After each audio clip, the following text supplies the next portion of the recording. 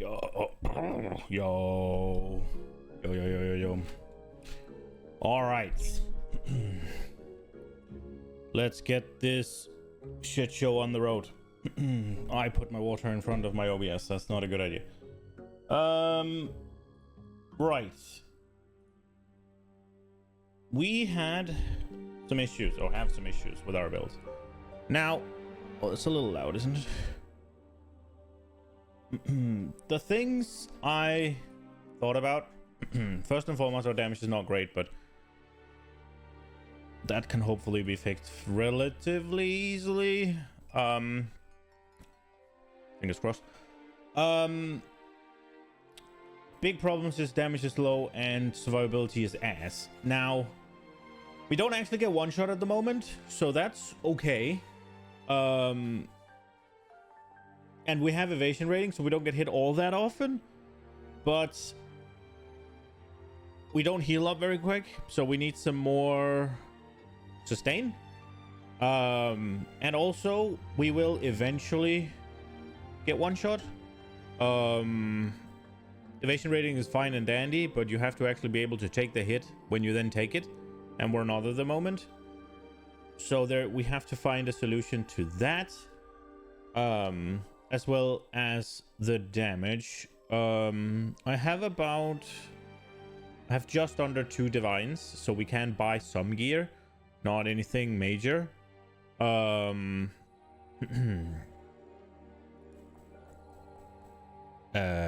Yeah. What I was thinking is, I've set up a POB, and we have I've set all this up, so our damage is sitting at 250 to just a pinnacle boss. Right? Über, absolute garbage, but we're looking at pinnacle bosses right now. Obviously they come with certain things and stuff.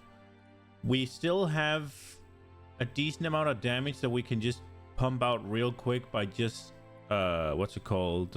anointing our Onyx amulet, but I don't know what the price of that is, and I haven't been able to get the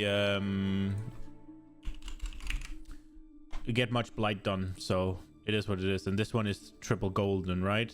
We could see what they are, I guess. I haven't opened the game, and they're probably on the currency exchange, but that alone would give us what? So we're 250. Yeah, that'll give us almost 100k, right? So fucking just under 50% more damage just from fucking that, yeah?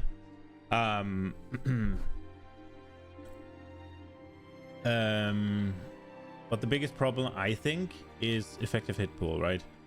We can only take a 4k fizz hit. And fire and cold and lightning is only on 10k. I have been to 30 something with my previous things for this. We'll probably take a look at some League starter guides today just to see what numbers they're getting to.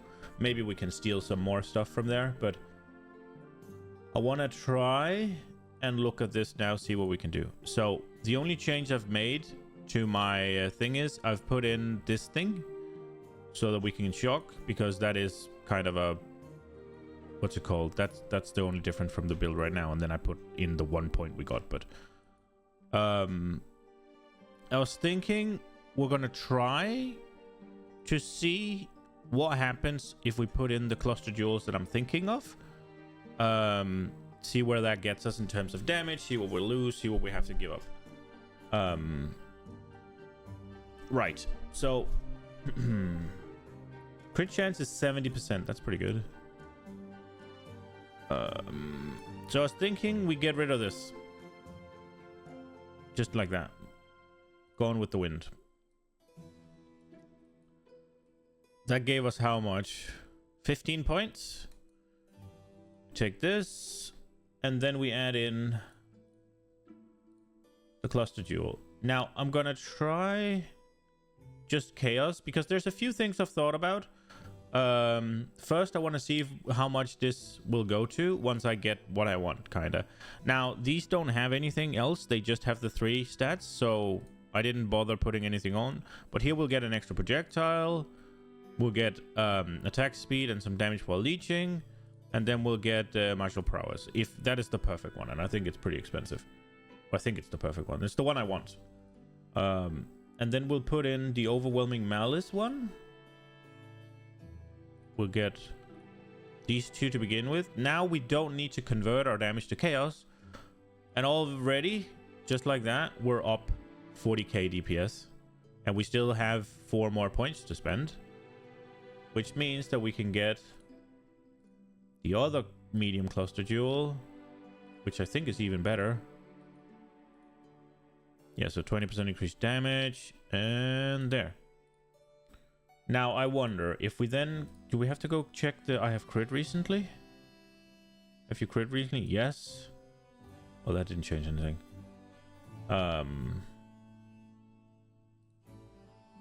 Right, so that's...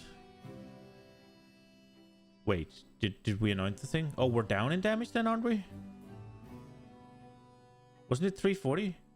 I remember 240, but that was without the anoint, wasn't it? So this is less damage and a big investment. I have 1 more point, I guess. Let me just see.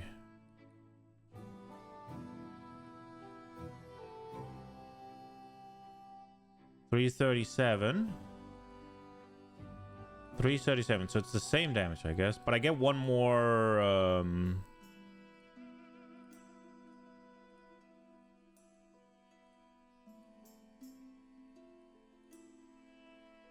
Oh, it's less. But I get 1 more point and I get 1 more projectile.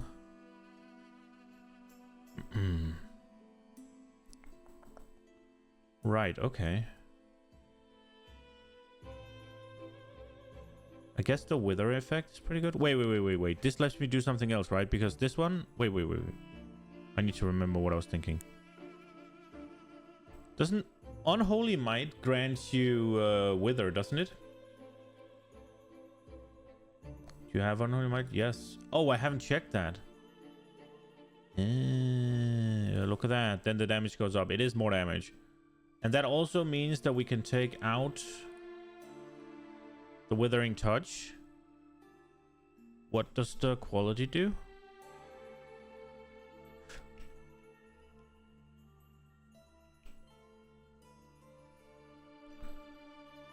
I need to open up Pewee. It's easier to see that. The gain extra physical as chaos might be valuable, though. I'm not sure. The extra damage is always good, right?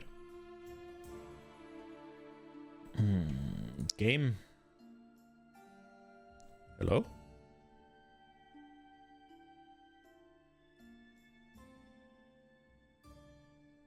Okay, game's already running. What's happening? Is it installing? Why is it installing Arc right now, bro? There we go.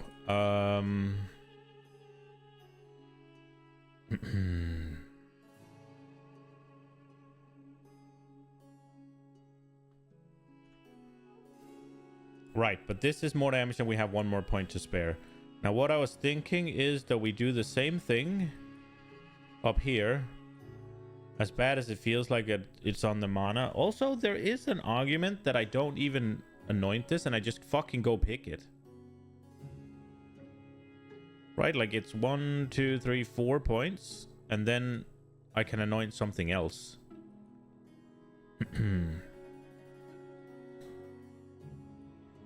Definitely thinking about doing that.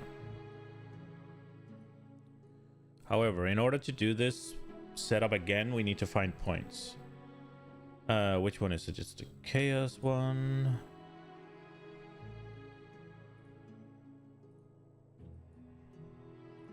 This is kind of just a proof of concept. And we just do basic of pain 2 times.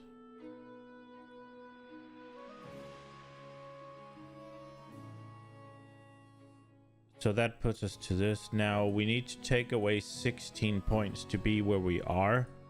That's a lot of points. These are all movement speed. Right. I mean, we do only have to take away 2 points if we hit max level, but so this is these two. What about that? These aren't that good, right? Like, and now I have... Right now, it would fire off 1, 2, 3, 4 projectiles. This would put us down to 3.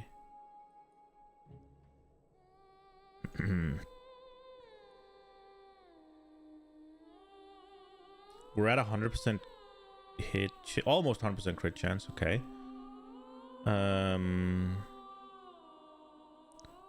This one is worth a lot of damage.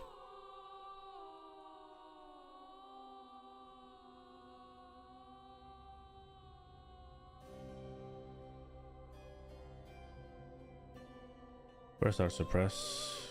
96. We could take this out. Can we get here? This one's attack speed and movement speed. So we could probably save a bit by going here. Did that lose us that much? 49.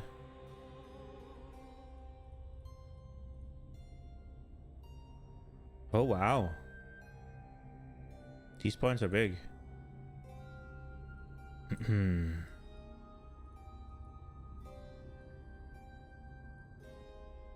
That puts us more in line.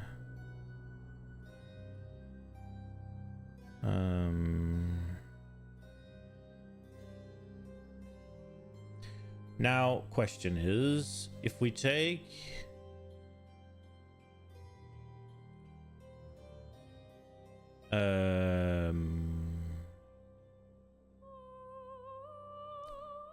So this one is 16 efficiency, so 24 and 12 aura effect, and I have this thing here. What is this one up here? Just more effect. Take those out. And then what are we on? Unreserved mana is still fine.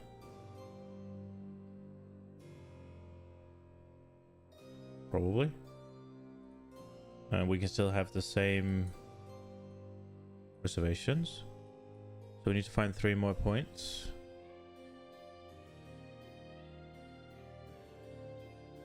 Three more points. How much is this?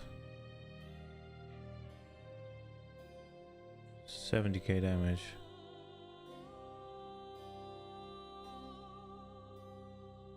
Okay.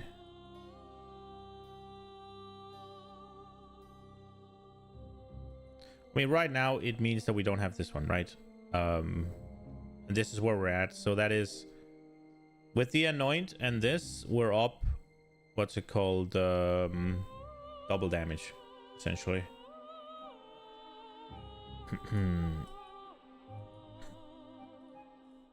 Now you add in a better weapon. How much damage are we gonna get to? This is more a proof of concept than actually fixing it. I just want to see where we're heading.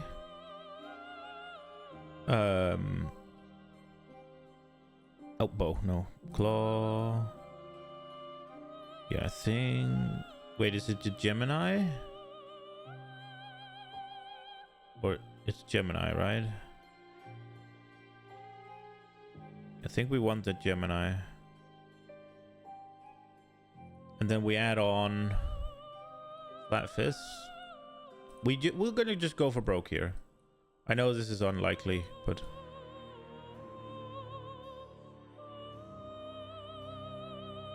Not unlikely, this is not happening. It's not just unlikely. If we just take this, quote unquote just, that's another 280k damage up. Weren't we getting to 1 million? Oh, I guess I had this as well. How much is this then? Oh shit, now we're cooking with fire.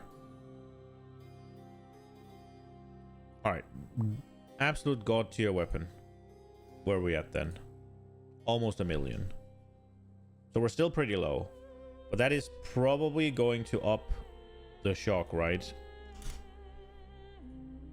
So now we're on 1 million. Right. Oh, also, we can swap Withering Touch. I needed to see what it did in the quality.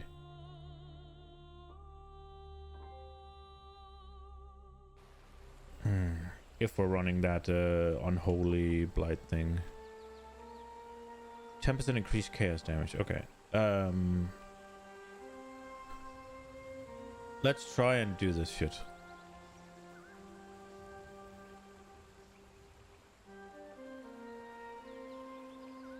Now, how much damage is there in this? Okay. And then no elemental damage. That would take away the ignite. And the ignite is how much? 21k.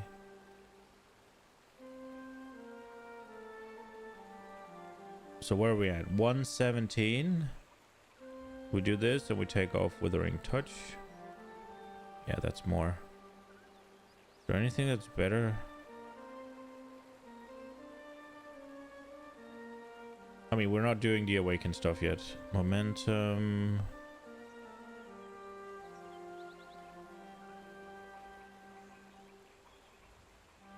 Chance to poison is that big? Vicious, more chaos over time, more fizz over time, more fizz projectile, but less attack speed.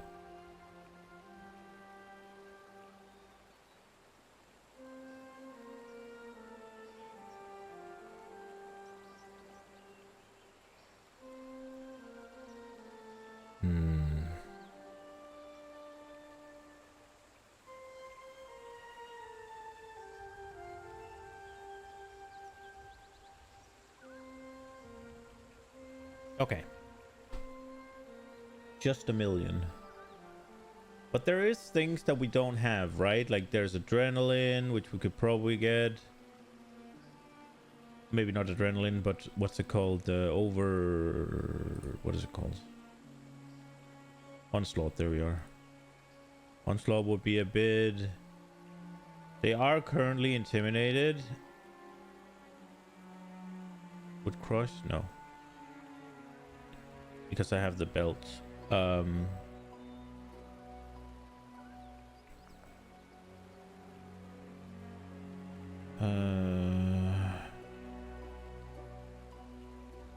Leeching is a bit of damage, I guess. Could try and find Chaotic Might somewhere.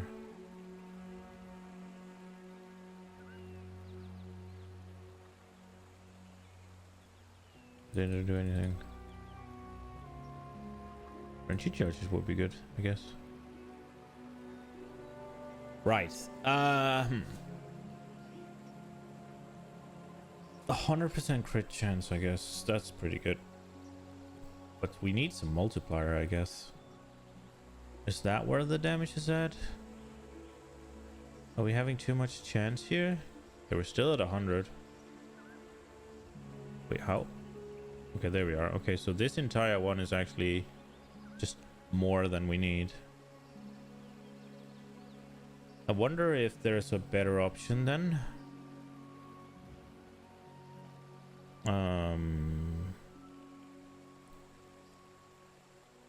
Where are we? Fuel cluster, medium. Down we go. So there is. This is area damage. We'll look at the critical strike chance. We'll see what we can get. I have the storm.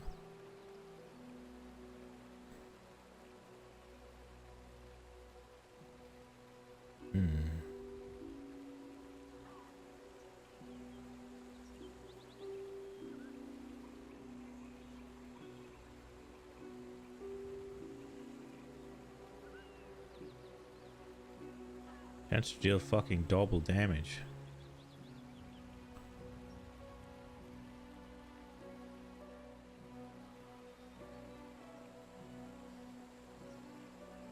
I mean, quick getaway is too good, right? But there's not really anything. This has 15% critical multiplier. What else is here? Damage over time. Damage while you have a hair. Effective non-damaging ailments. Third attack. Fire damage over time. Minion life. Physical damage over time. Projectile damage. What can we get? Projectile speed. Eye to eye. That would do. Follow through. Oh, follow through, bro.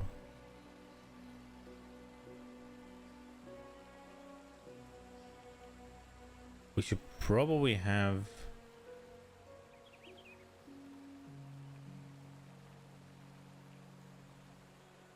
taunt and projectile speed. Repeater.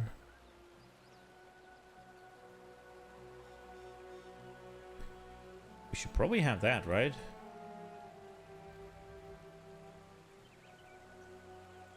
Maybe even...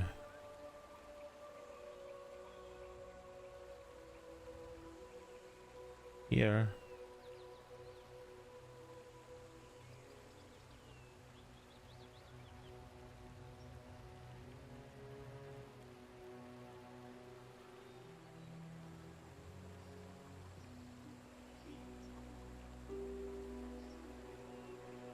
Oh, wow. And 91% crit chance. If we then get a crit flask, how's that gonna go? Flask. Utility. Which one is it? Diamond? Yeah, diamond. Okay, wait, what is it that we can get here?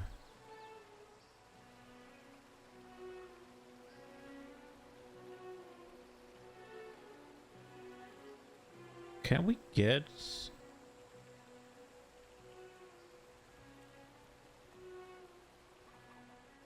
critical strike chance, let's go. What will we get rid of? This one probably. And we're at 100. Right.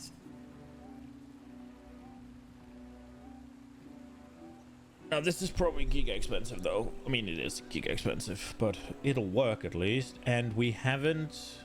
well, we spent all our points on the tree, but we didn't really spec out of... we have suppression basically. I feel like suppression cap is 90, but it might be 100.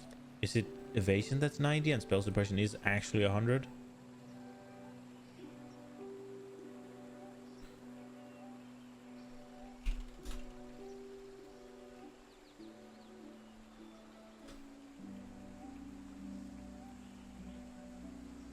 Oh, it's at 100%, right? It can be stacked to 100, guaranteeing suppression. Okay, so we need one more suppressed thing. And then we're capped. And we have it all basically... no, we have one piece of gear with it on, right?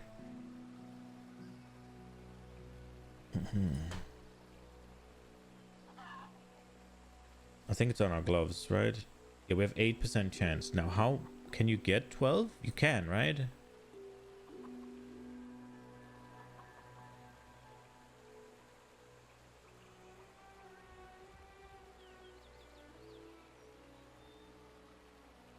Whatever works here. It's a suffix fence. You can get 14 even.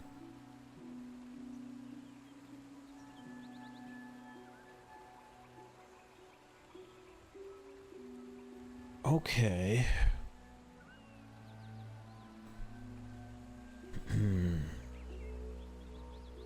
The question now becomes... what do we do for defenses? Because if we're just gonna do glass cannon, I don't think we have enough damage here. And I don't think this is gonna cut it.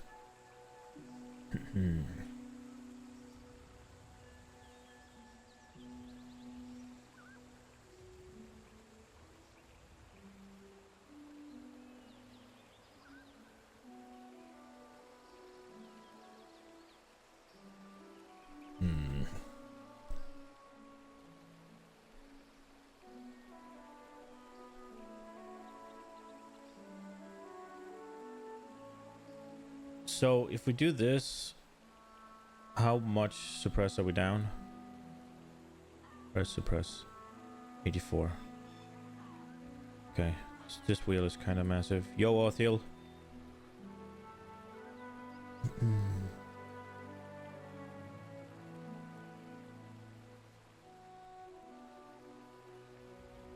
We're trying to fix the abomination. I just wanted to see, like, kind of proof of concept.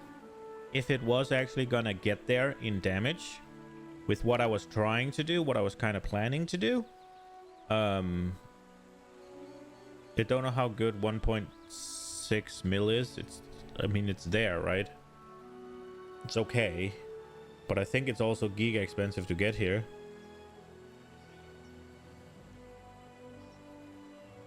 What's the idea? The idea was chaos damage hit.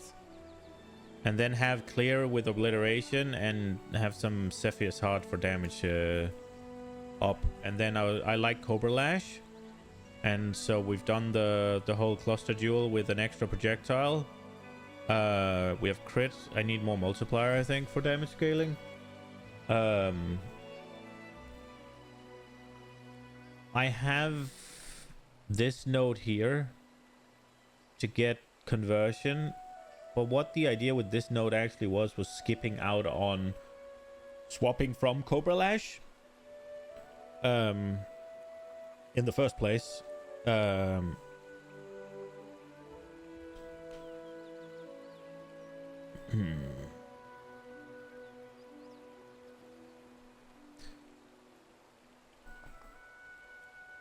Wait, what is this? Convert to 3 alternate? Okay. So attack based chaos damage? Yeah, something like that, yeah. Physical scaling attack, like convert to chaos sort of thing.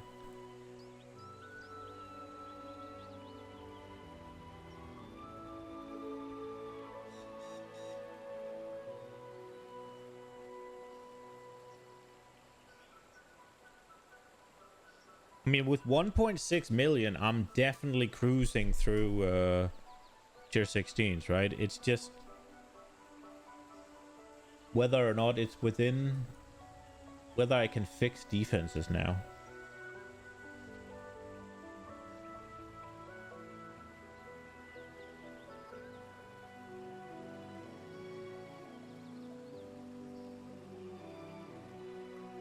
Now, Chaotic might also let me take out Withering Touch, but I just didn't find anything good to replace it with.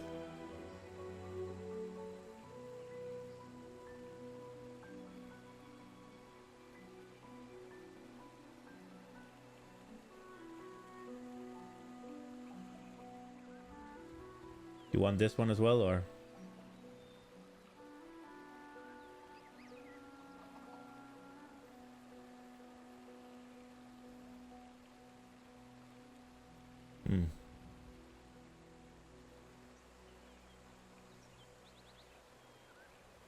This doesn't do anything. Check all the auras?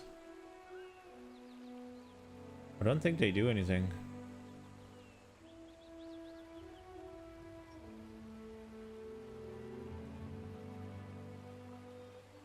Oh, if they're enabled. Right, okay.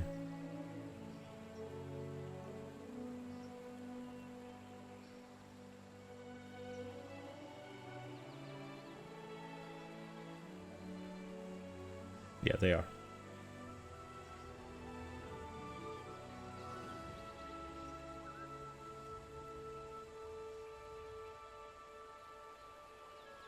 I guess we could do this just to get a more accurate view of it.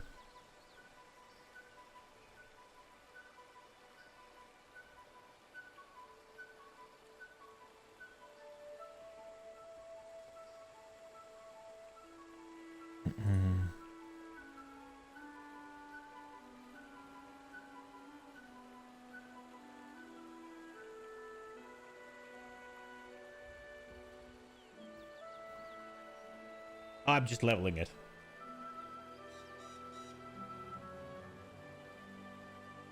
It doesn't do anything.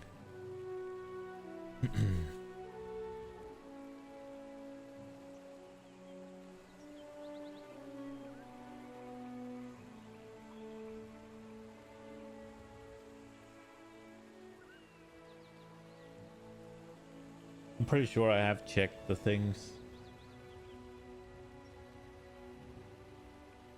No. I randomly steal them if the mobs have them, but I don't use them. It's not something I'm doing consistently, at least. There is I could get power charges from a crit cluster.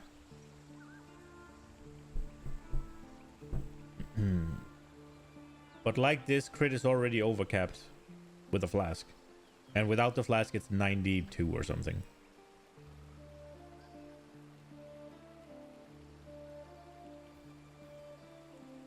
I might...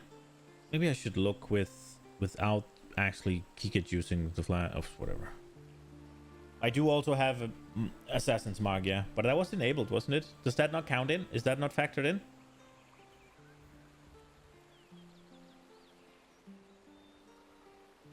That gives power charges? Does it? I didn't know that. Isn't...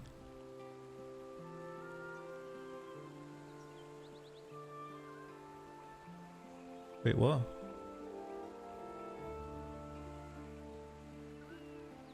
Should I do Assassin's Mark instead? Vulnerable to critical strikes. I probably should, right? Like that seems better now.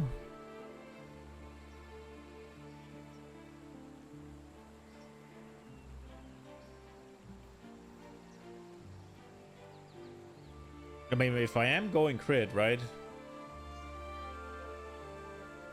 But then we don't need the flask at all. Then that could just go away.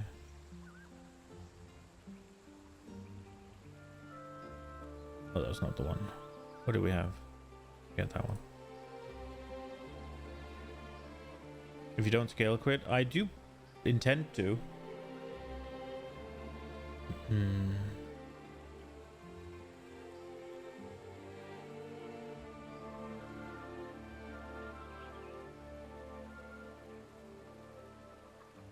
But the power charges aren't really... The power charges won't really do anything, right? Because they just give crit, yeah? And I'm already capped. And I would want it to work for bosses as well, so...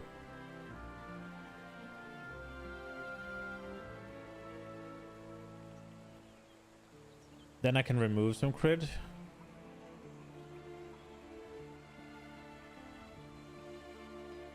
Yeah, for mapping. But the main... I guess I can remove these, I guess, but... The only thing I'm getting crit from right now, basically, is checking game.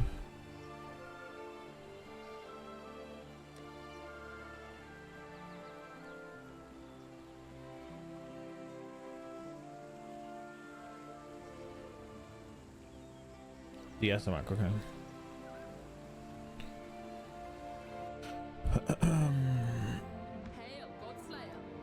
It's said in the yeah, but it's when you kill an enemy,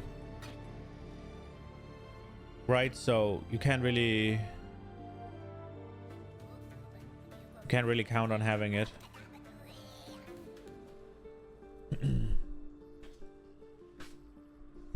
Hold down alt on it. Oh, quality. Okay.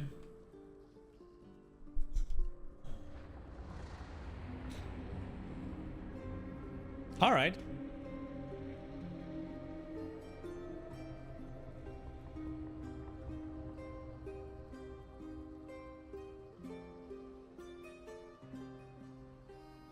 How do you usually solve accuracy? Oh, that's not what I wanted.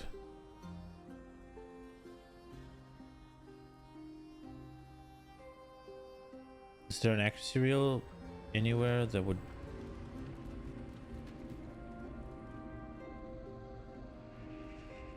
Yeah, but I have these points, right? And if I take them out, then my hit gen, I guess, doesn't drop that much. I don't have 100% to hit in game, do I? I have 99 to evasive monsters.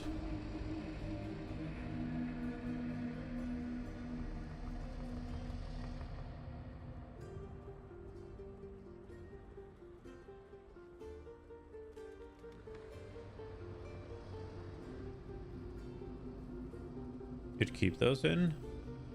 And I would love to get it somewhere else.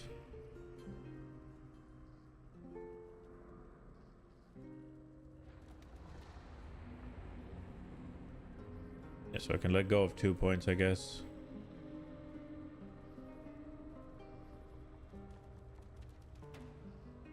I was just wondering if I could get something better because these have crit and now I'm capped, right? If I do this. But this... Yeah, this is maybe spending a little bit too much time worrying about something that is very, very far off.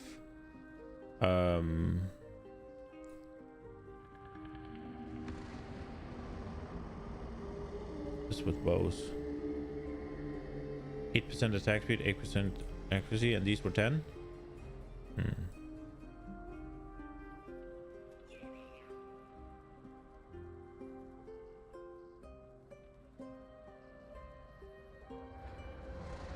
Yeah, I can move some other... True.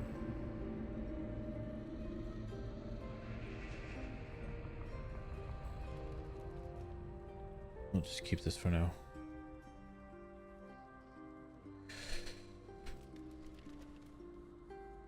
The Mastery's Dex gives 3 instead of 2.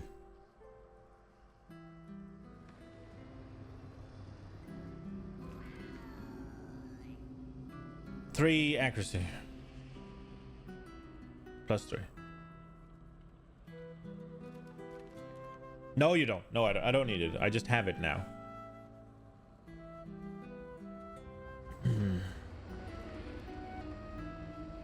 Yeah, I can do this and we're still fine, right?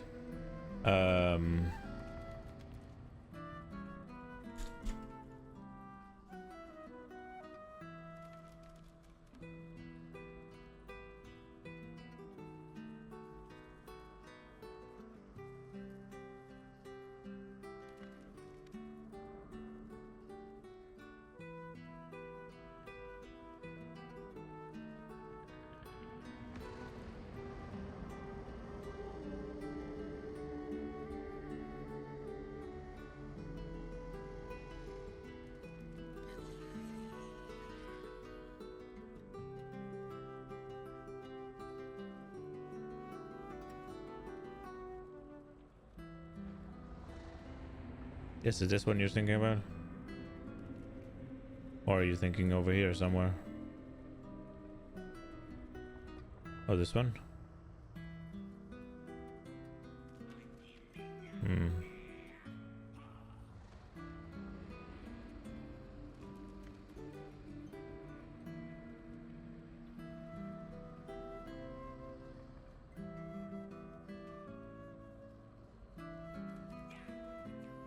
I'm curious.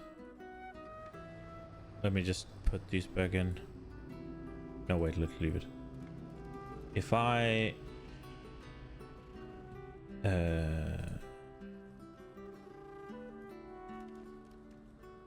wow.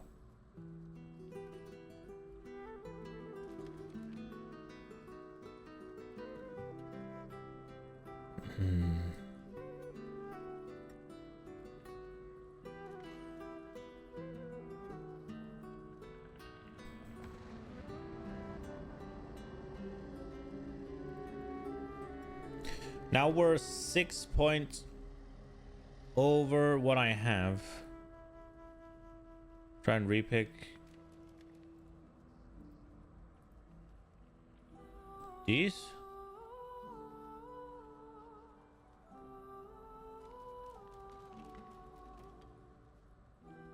$93. So the flask puts it to 100.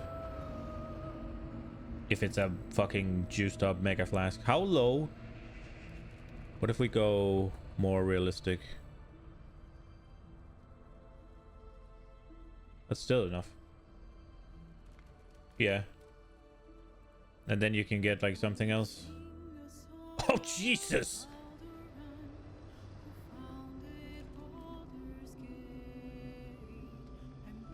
It does take away Ignite, though.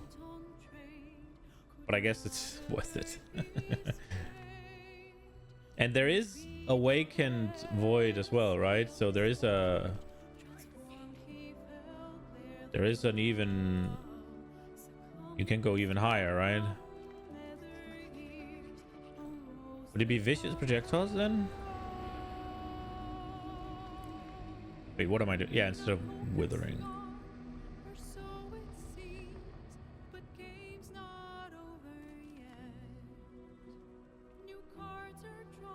And there's Awakened as well of that, right?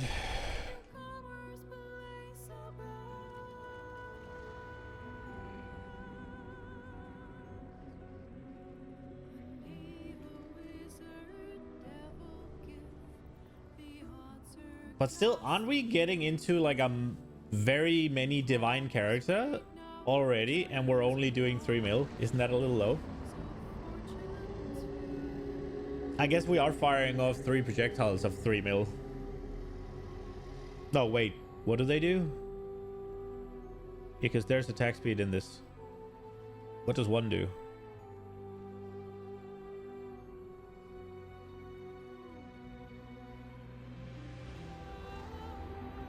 Then obviously only one hits the target, right? So this is the single target damage, but... Like that is the damage you're doing to the map. Kinda. Does that even count for chains? I don't think it does, right?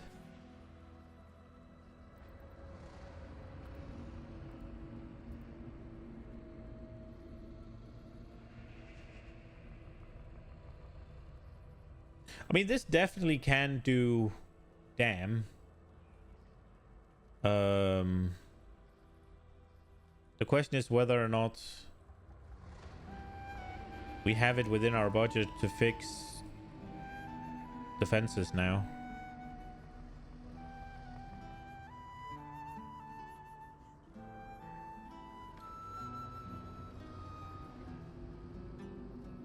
Every 2 seconds again, it goes for up to maximum 3.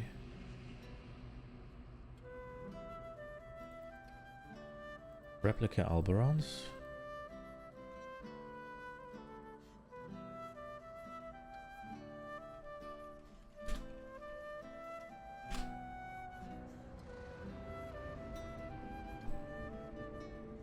Increased strength, armor, chaos resistant, movement speed, cannot deal non-chaos damage, adds chaos damage per 80 strength.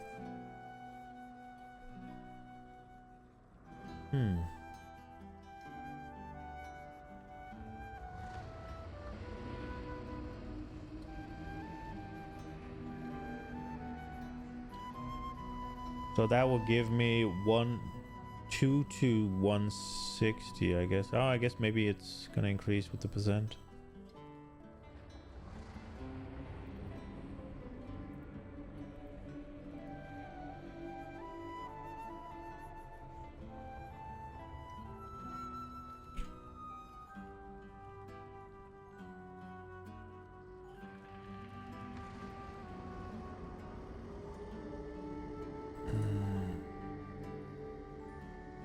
That didn't do much.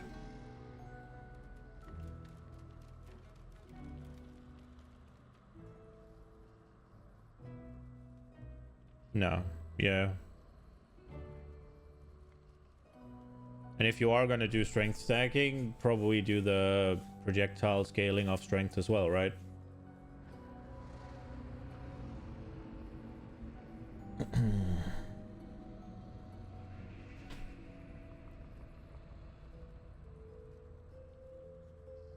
Yeah, I think you can.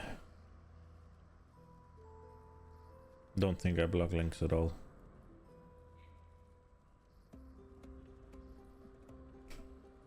Do all of these have crit multi? Jesus.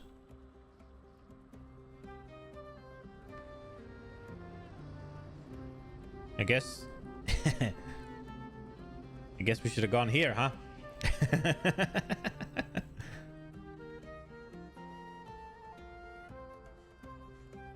Leaf Slam Marauder. Is that's those, okay.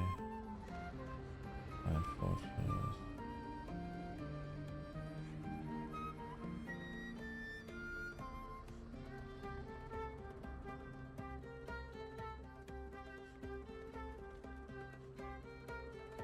Ooh, Crown of Ice.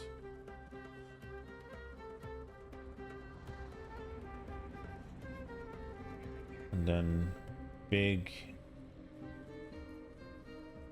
Wait, he actually managed to get. Oh, did he mirror them, I guess?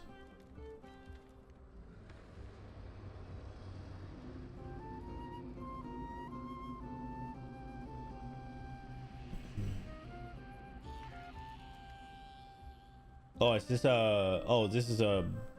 Right, this is not a character. It's not a made character. This is a... Right.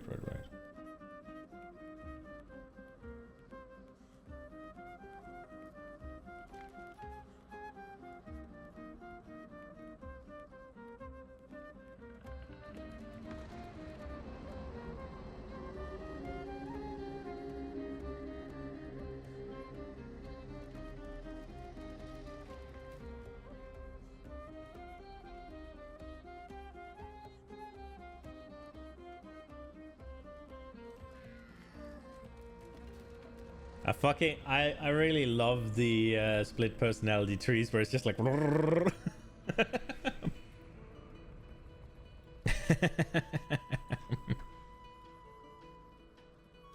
I tried that with one of my first characters, so I never actually got split personality.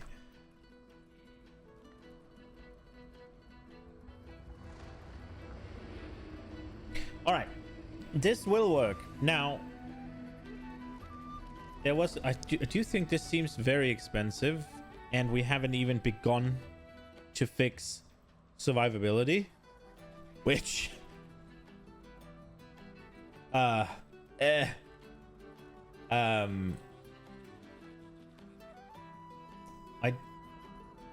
did have... Oh no. Damn. I fucking prepped stuff and now it's gone. I did have another idea. And that is... What happened here? Somebody wants to buy something for 2 divine. Okay.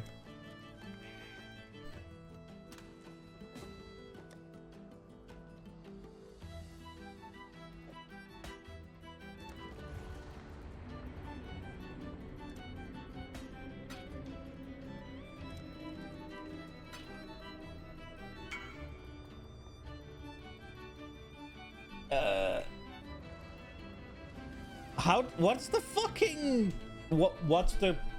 Tell me the hotkey, whatever, to whisper people back. Because I tried the WoW stuff and it doesn't work. There's no...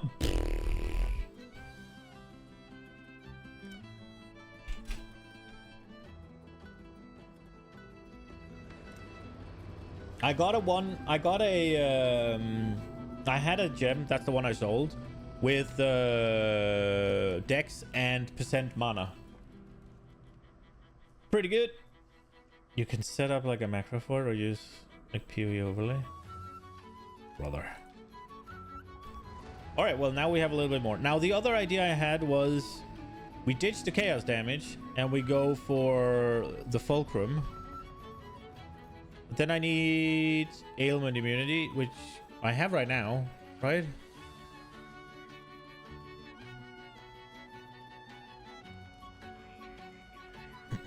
Or I need to use them. And then we'd go for... I think Death Rush. Yeah.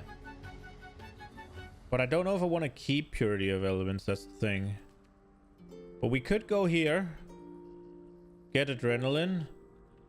It would still be the same with scaling Cobra Lash. Wait, that would reflect my poisons, wouldn't it?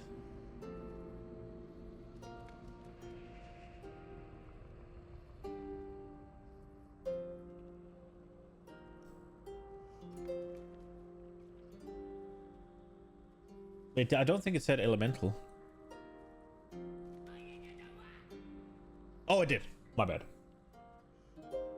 I just read ailment you inflict, not elemental.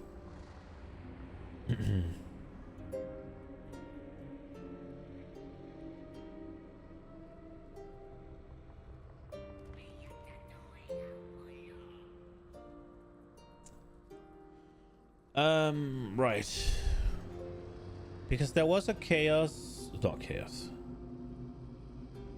There is a cluster jewel.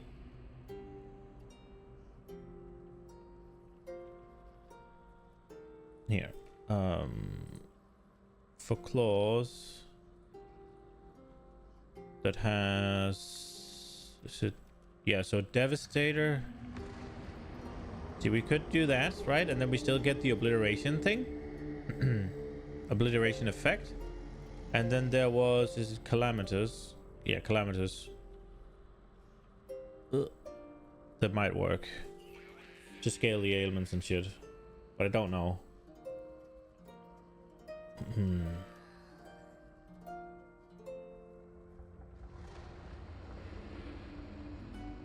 But I think I want to look. But for Cobra Lash, we consider single target skill like Viper Strike. Viper Strike. Hail, Godslayer. Viper.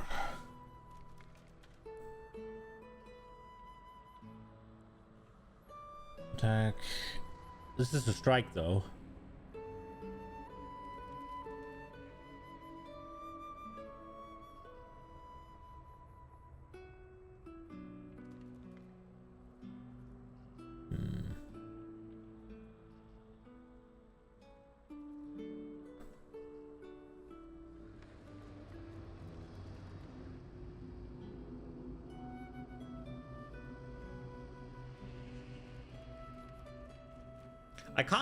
I can't swap between those because I'm doing too much projectile stuff. So I would need to completely change stuff around there if we were gonna do that.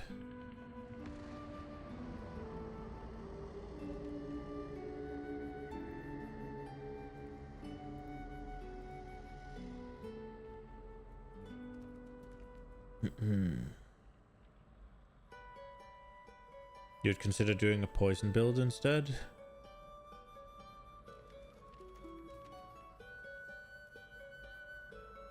Yeah.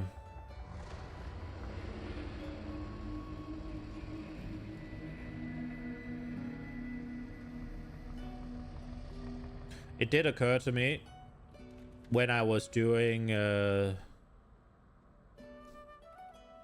Zilla Fist of Chaos, which there really ain't that much of.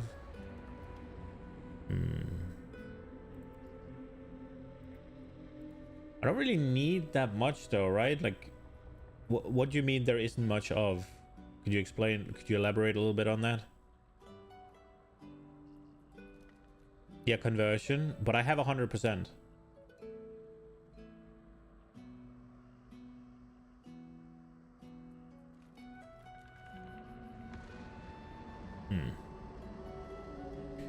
We'll wait for the ads.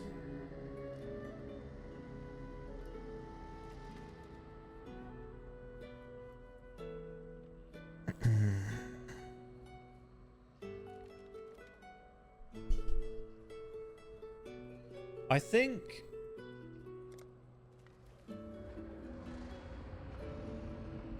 the damage will come. At least enough to go further. The question is whether or not I should swap into... Yeah, I know. The question is whether I should swap into poison or stay with hit. I don't really like poison. You're back? Okay. So, what was I saying? Oh yeah, conversion. I have 100%. There's 40% convert here, and Cobra Lash does 60. So 100%, bam, done. And even if it's a lot of traveling, right? I could have picked it here, but that has that's like damage over time. Could have gotten it here as well. I chose to go this way because whatever, fuck it. This cluster up here is really good for what I'm doing, and it ended up being more damage than what I was doing. But if I get Chaotic Might, which is just a cluster jewel node, and there's like 10% to get it on crit, and I'm stacking crit right now, then you have 100% fist damage converted to chaos, just basically for free. And you get wither, so you can get another, you don't have to do withering support. So there might not be a lot of it, but it's also very easy to get.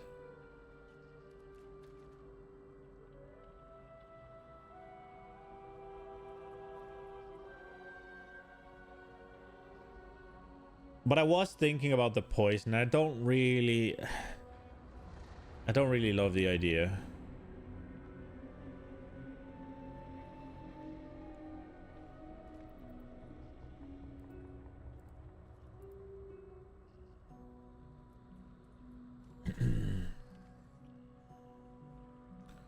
So the idea is just scale of fit. Yeah, exactly.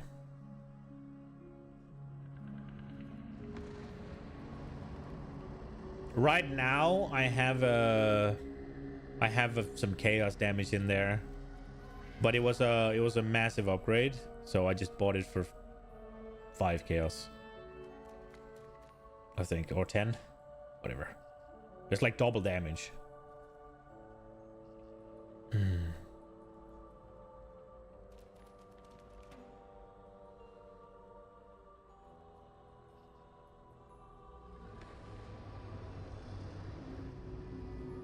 PoE trade.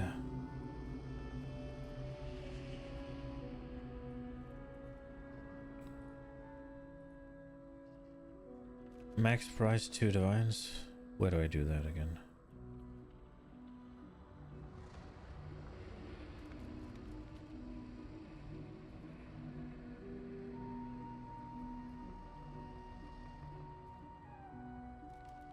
Trade filters.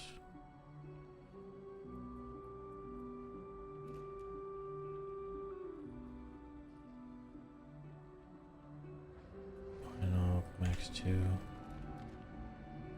Item one-handed and a claw.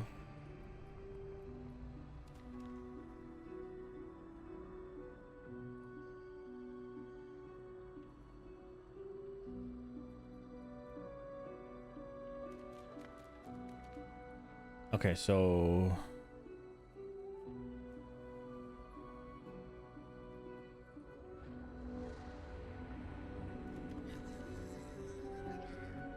that one.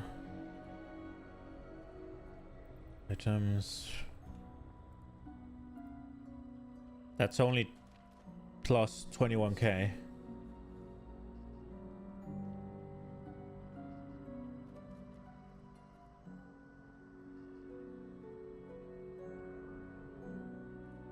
I guess I can look a little bit more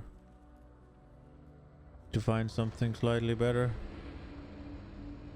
This one's probably better.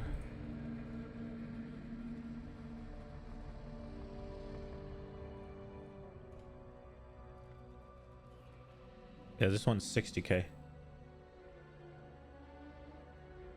Wait, why do I need to add it? It's right here. Oh, do you wanna fuck around with some shit on the with it in?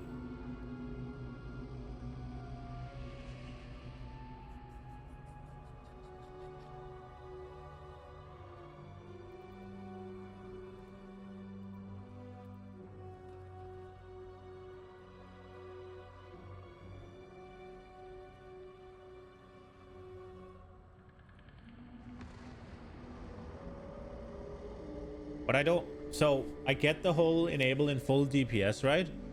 But I don't do anything that makes the full DPS different from this number here.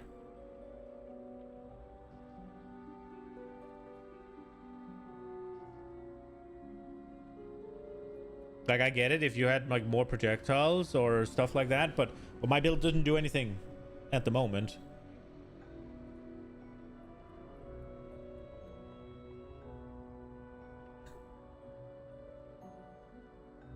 I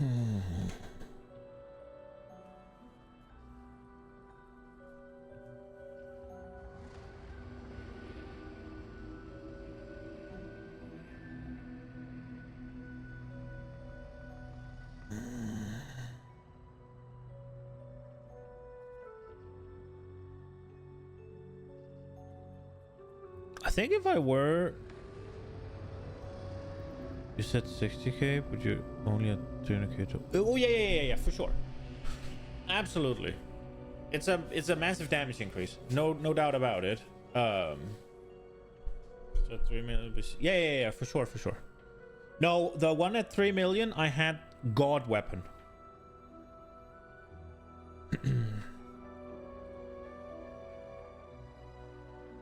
The one at 3 million, I'd made an absolute fucking 1 in a billion weapon. Just to see.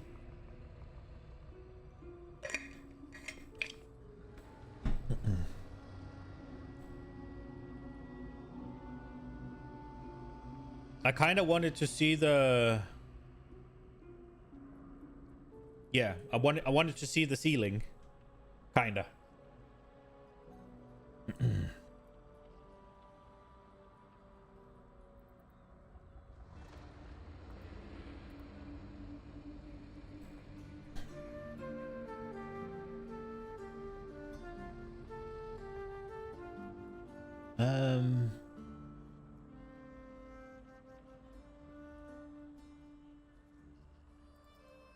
Yo, Concho, I don't know. I kind of coughed midway. I'm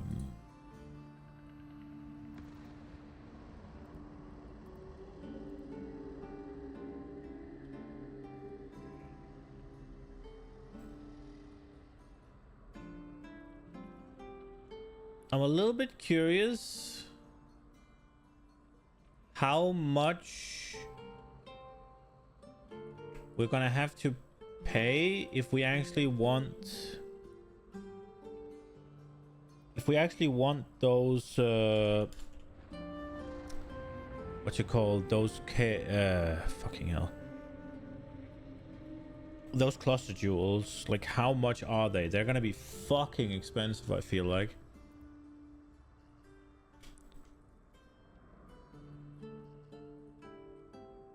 Oh, fucking hell. I need to know what to search for. So, fan of blades.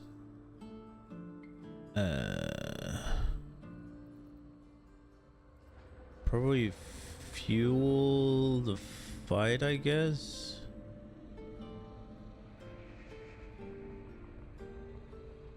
If we are gonna go for the hit thing.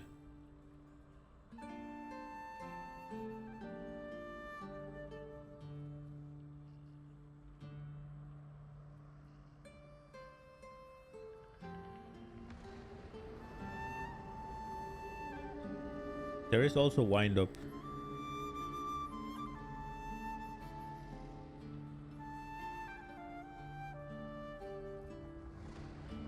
Let's just try and see martial prowess with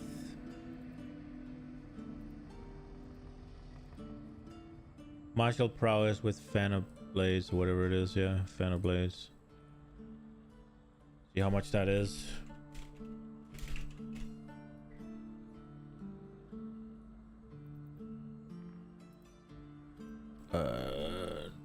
Not a claw.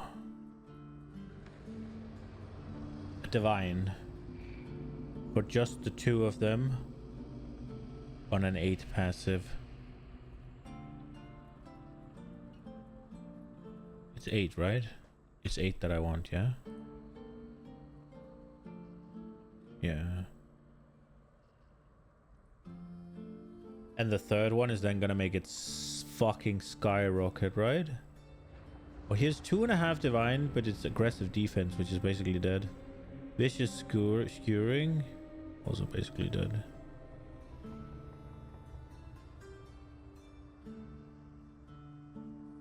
Oh, fuel the fight.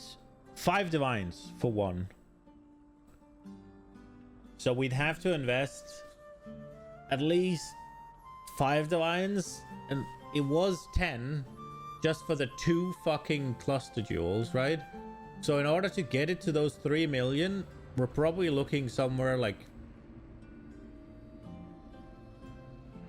See how much your chance of rolling it is? How do I see that? On Craft of Exile? Craft of Exile... Cluster Jewel, large cluster jewel, dagger and claw. Dagger and claw, dagger and claw, dagger and claw. Oh, there. Okay, so where are we? Fan of Blades. It's weight 51. That's pretty low. And then fuel, the fight is 808, so that's pretty likely. And then martial prowess is also 808. Show the screen. Yeah, the showing the screen is a little... I guess I could just make a fucking... What's it called? Let's just do a screen capture then, I guess. I don't like doing display capture though.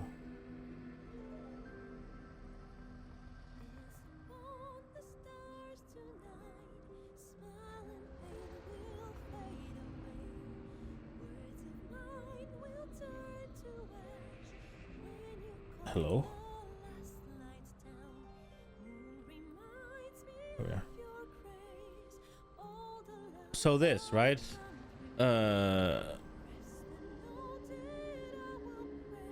What do I do? Did I do the wrong place?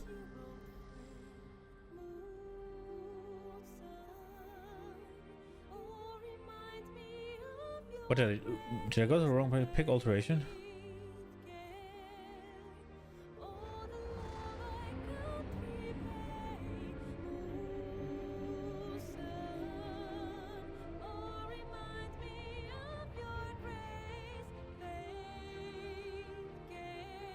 So 297 to get this.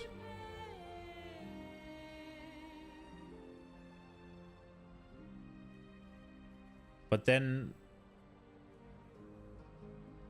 I mean, that's pretty good, right? But then what about the next thing? How do we go to the next step?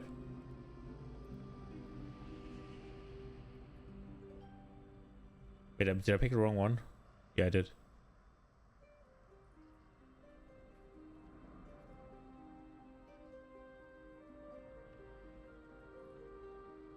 $4,700. I do want all three.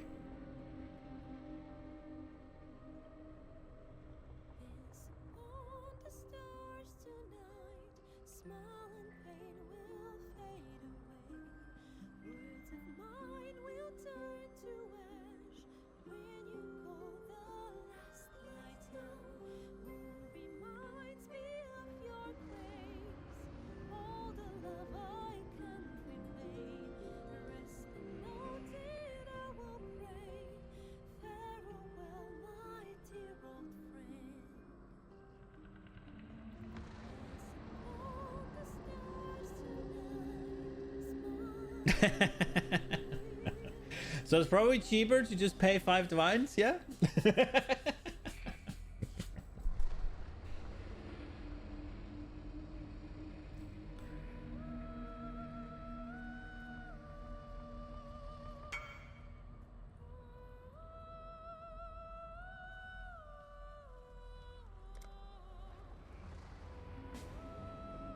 What do they want?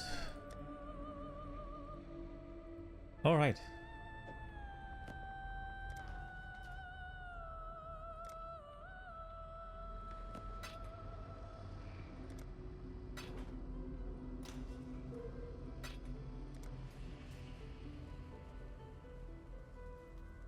We're blasting.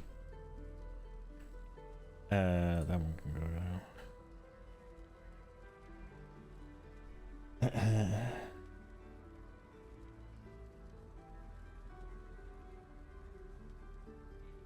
What happens if I do this?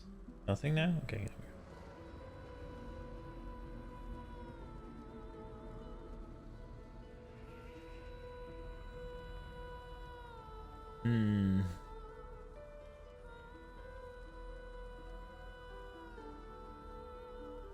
How much damage does a regular League starter have? let's say zero investment almost. You just play. Like, where do you get to?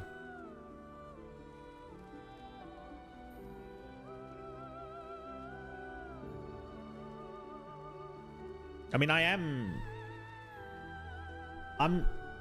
can do tier like 8 right now.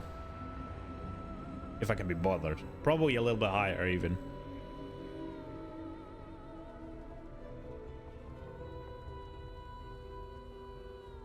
The biggest problem for me is the event mobs. They're fucking nasty. So like tier 5-ish is comfortable. You're playing Hearthstone? Blasting. That is fun.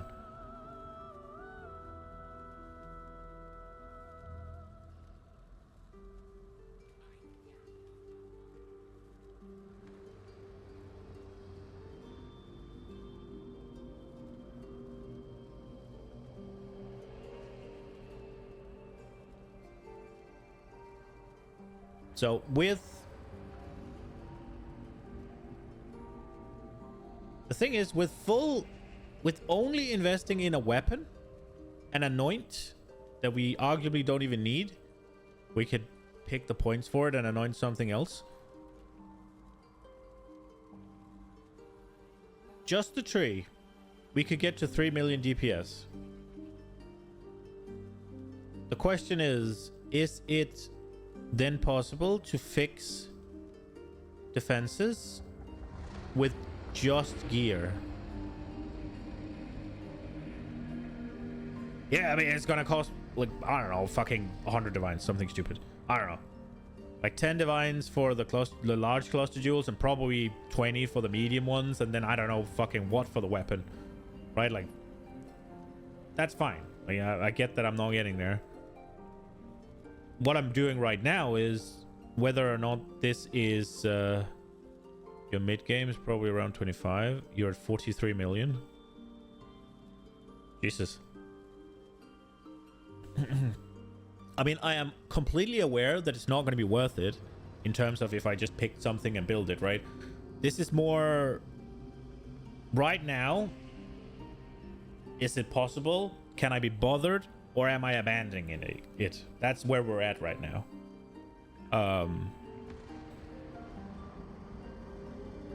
Because the more I think about it,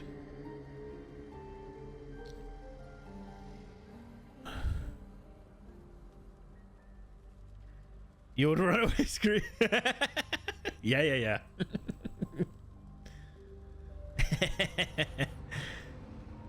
The more I think about it, the more I'm just not really at all interested in what I kind of would have to do to solve the defenses, right? Because evasion is fine and dandy, but I have to actually be able to take the hit as well, right? The way I see evasion is that it just limits the amount of get suppress caps and rest his items like life and resist. Yeah, I have 96% suppress, and I have 8% on my gear. So I need one suppress roll right now, and with the build I got to 3 million, one suppress roll. And then we're camps. So let me see. Life and resist, that's all the defense you can get. Yeah, so what I'm kind of thinking is that I need to do something in the tree in order to get some defenses, right? I need some sort of layers other than just hope I don't get fucking hit enough, right? Like, that's not gonna work.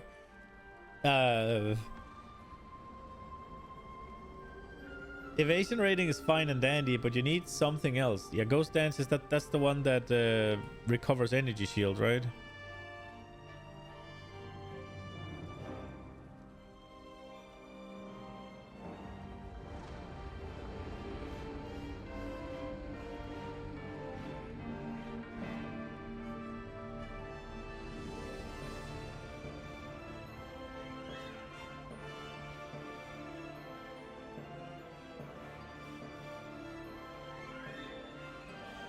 I was thinking about doing some evasion shield business as well, but I'm not scaling it at all, right? And then all of a sudden, those 3 million DPS is gonna slowly fade away, right? Because, oh, we take 60k here, we take 70k here, we take 20k here, we take blah, blah, blah, blah, blah, and put it into the defense.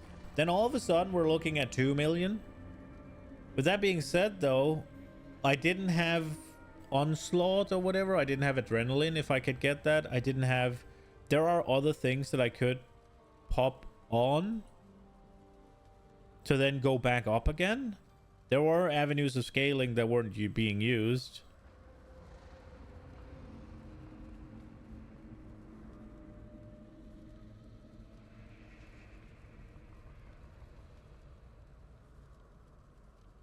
And the only real defensive layer I have right now is fucking Cloak of Flame.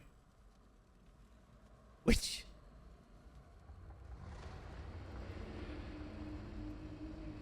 it ain't gonna cut it. It's not enough. What happens? Does the second Cloak of Flame work, actually? I need to check that. Okay, so Cloak of Flame.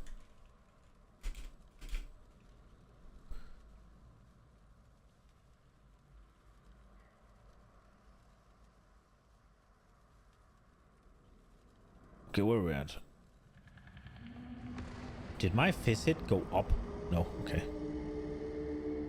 So we're on a 3.6. Cloak of Flame does what? It does.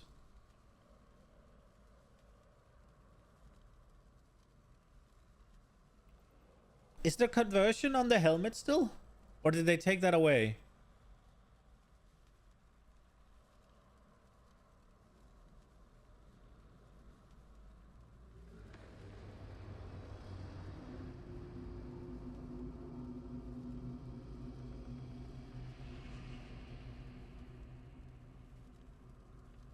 Am I fucking blind?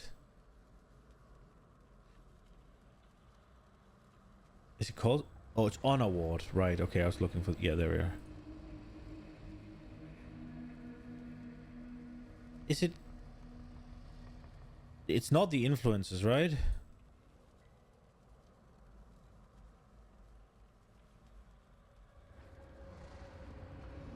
Wait, where do I do that again?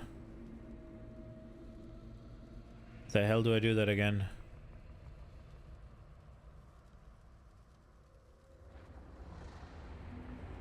There, right?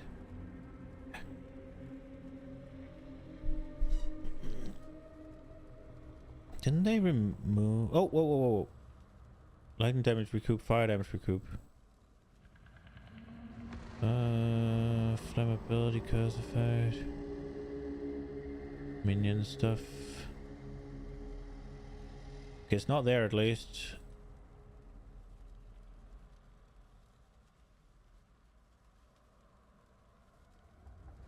Physical damage from hits. How much is it? 6%? How much can you get to? 8. But 10? Well, oh wait. Pinnacle Atlas Bot you can get to 12. But if we do 8%... then 88% of his damage goes to fire.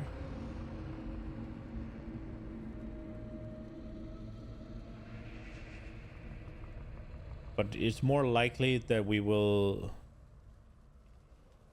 be at 6 for a while, right? So we should probably...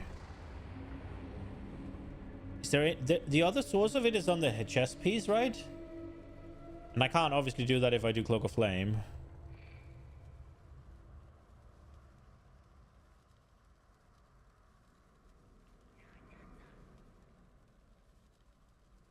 What about lightning rod or whatever it is? What is it called?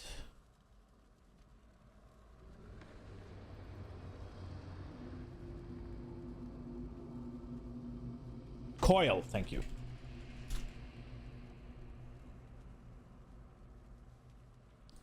Because that would add a bit of damage, right? Although if I do void manipulation, it doesn't do shit. And that is armor and evasion. We do have to fix that. The lightning resist there.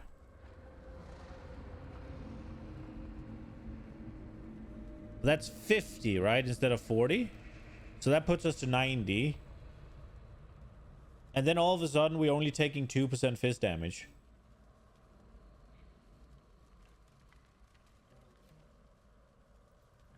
So I shouldn't die to fist damage. At least.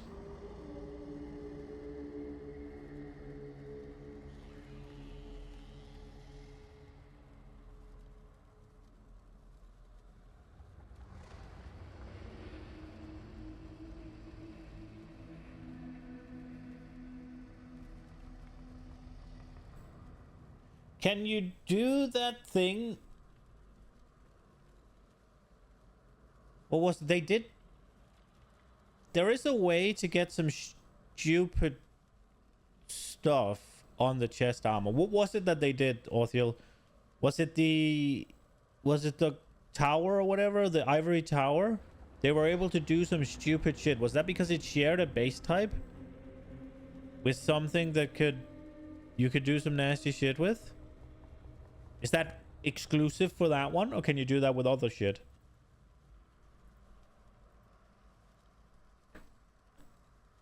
Okay.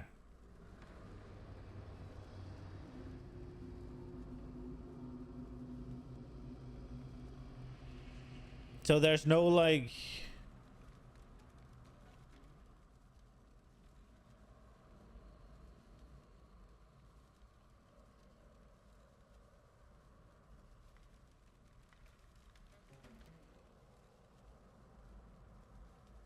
There's no way you get any of the influences on a lightning coil, right? Why is the option there then?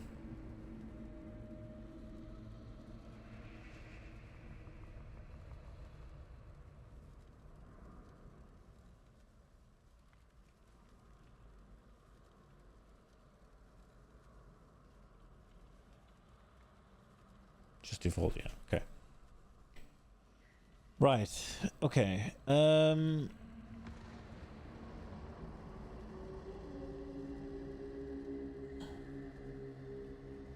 Wait.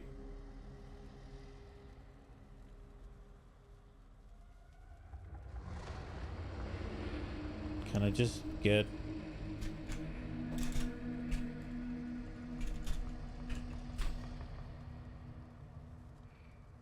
Did that make it lower?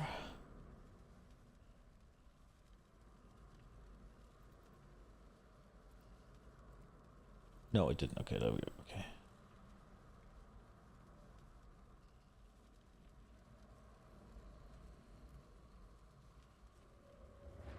So...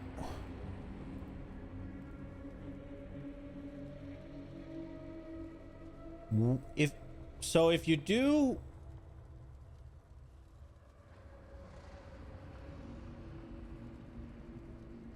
this...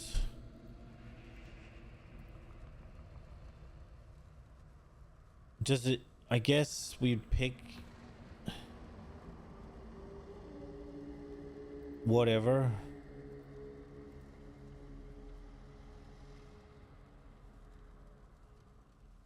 Why is this plus 40? Oh, that goes higher. Oh, okay. But it's also... But this would essentially make me... Wait, what? Why did that say 10? Huh?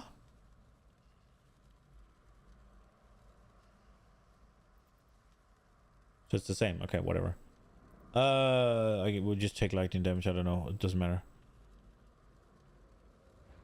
So we could be immune to physical damage.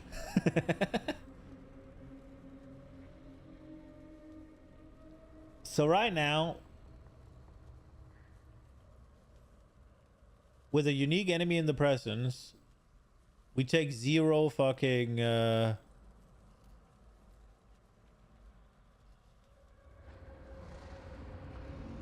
we take 0 fist dam. All is converted. But if I do that, I would want to raise my max res, right?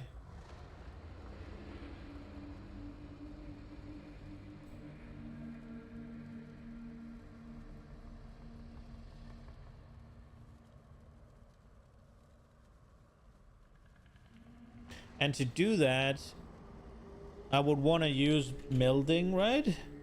And that comes with a hefty fucking yeah, a big penalty. There's no fucking way I do that with lightning coil, is there, right?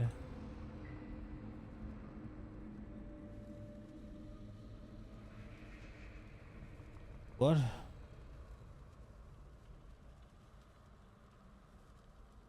This player is now AFK.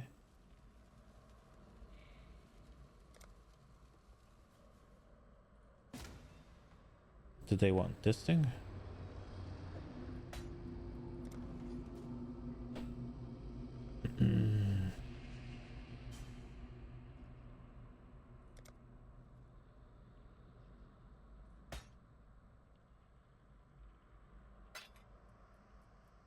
It's a fucking weird place to put it. Thanks.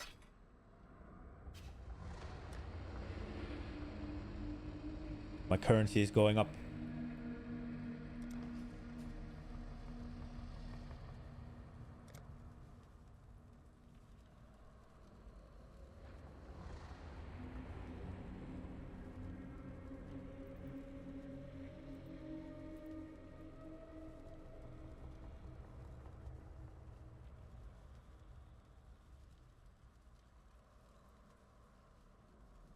I mean, my resistances right now are kind of ass, but... Oh, this also comes with -5 to all maximum. Can that be lowered? Or can we go to 4? Yeah, no, that's not happening. That requires a massive investment, doesn't it?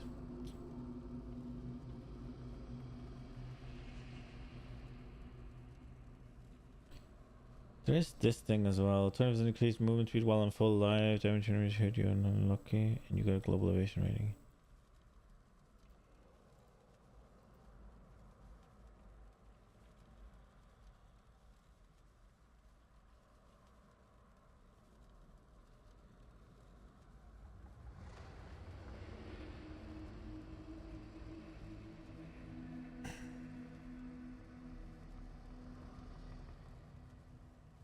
I'm not very excited about solving defense on this thing.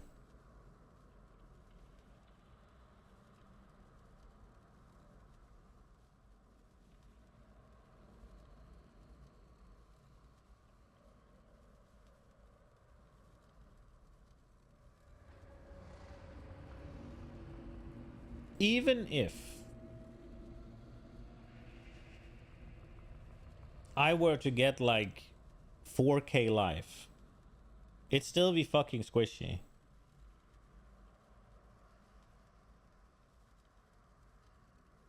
A lot of things are spells, right? And I'm not entirely sure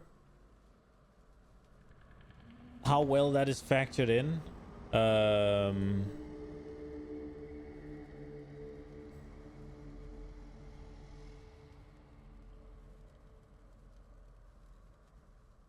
So a life evasion bills. Yeah.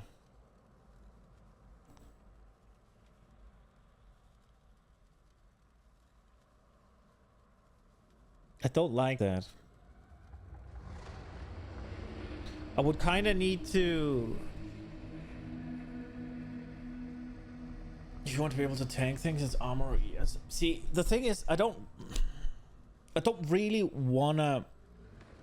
I don't really want to tank things. I just don't want to get swatted like a fucking fly or a bug, yeah?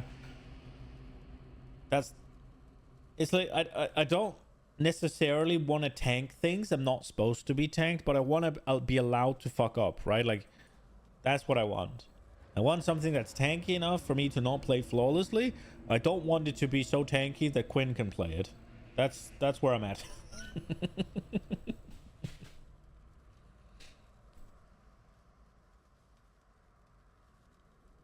And this is definitely not it.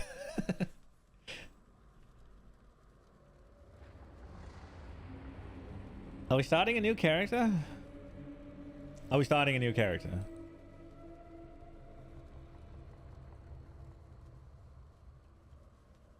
Look at the Marauder. Which one of them?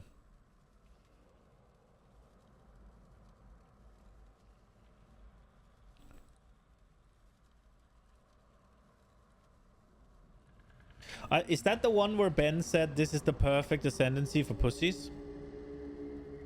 I think you did, yeah? Was it Ancestral Commander?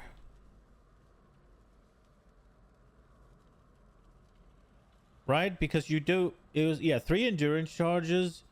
And then you gain 15% of missing unreserved life before being hit by an enemy. There was something with this thing. You added something else to it. And you had an old Giga overpowered thing, right?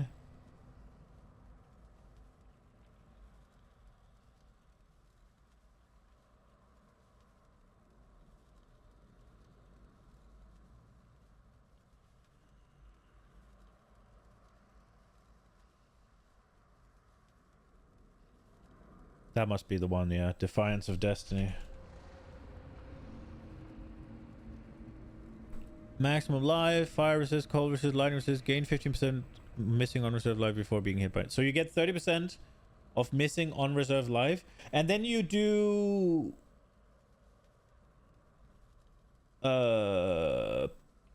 Petrified Blood, right?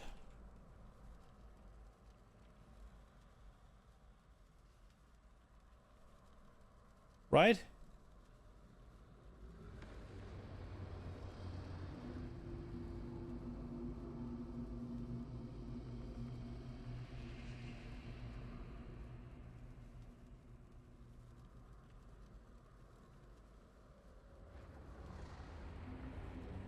You get hit. Wait, so the way I read this... What a nerd. Yo.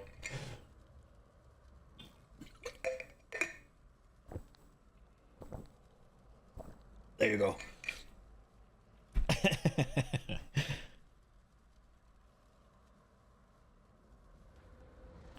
Then you get hit for doing it again. But first you get 30% of the tuner back and take... Yeah, exactly. So...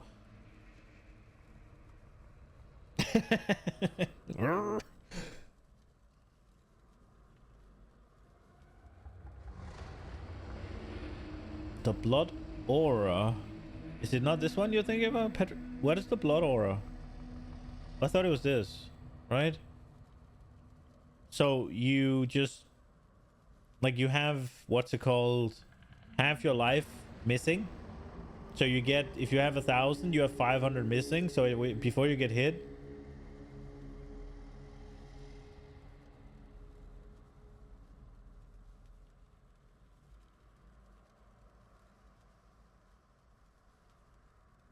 Oh, okay, wait. So how does that work then? So that means you're on, like, this is...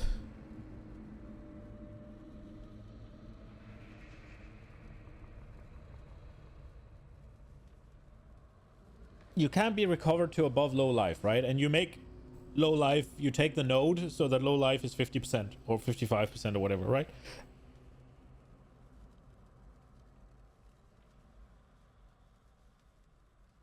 Oh, right. Yeah. So you will never heal above 55%, right? But whenever you get hit, you will get the full benefit of everything you're missing, right? So if I have 1,000, then I can't be raised above 550 or whatever, right? Or whatever it is. 500. Let's just say 500. Then I get dropped down to 400.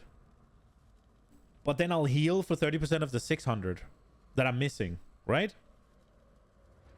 I just can't go above the 500. Which essentially means that most hits I'll take, I'll be at full HP.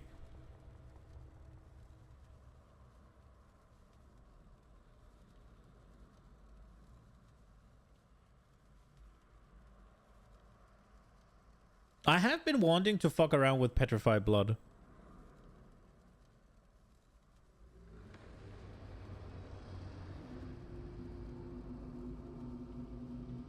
When taking damage from hits, 40% of life lost below half-life is prevented.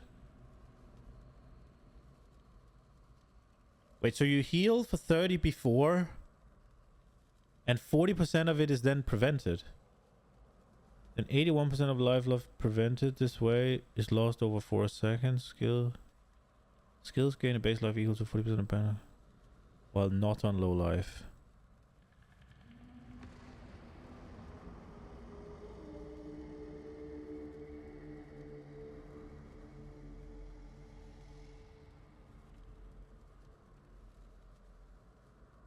But then you don't reserve life, right? Isn't that the way you usually played Petrified Blood?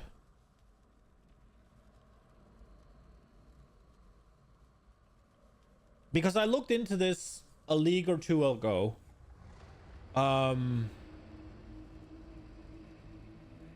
There's two things.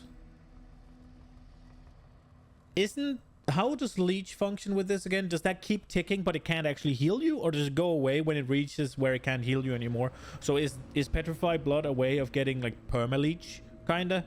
Like overleech, sorta? Whatever the ascendancy for Slayer is. And if you are to use that ascendancy, then you don't reserve any life, right? Right? Yeah. It's how to fix the bill. Yeah, we were looking at it. I think we looked at it for like an hour and a half to almost 2 hours, right? We just swapped to look at something else. And essentially, I think I'd have to invest 100 divines or something to get the damage up to 3 million. And then we still hadn't fixed defenses at all. And given the place in the tree I'm at, we won't actually be able to fix defensive to a point that I think is while doing that, right? Because then all of a sudden those 3 million starts going away chip by chip as we gotta fix stuff defensively, right? Oh, I'm guessing. Oh, I'm using. I don't wanna. Did that just move it up? What the fuck?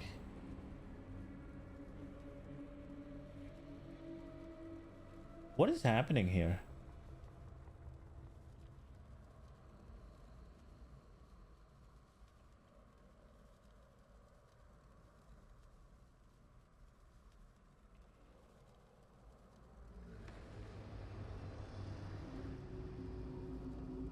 I just noticed you have the fucking bar here. My full screen thing is not actually full screen. Oh, I don't want to fuck around with this.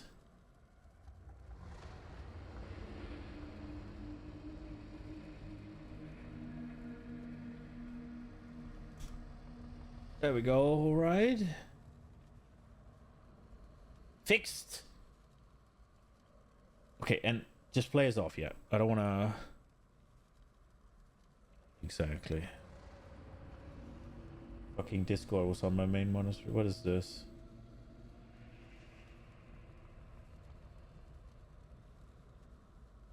CVS Chieftain.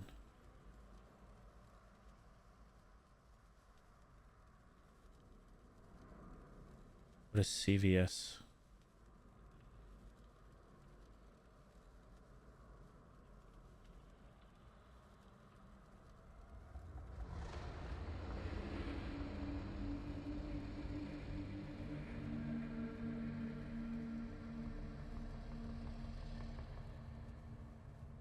Oh, and he's even reserving life, huh? Oh, but this is also 14 months ago.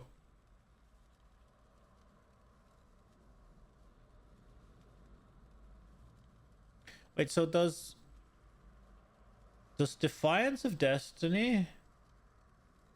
It is still unreserved life, though.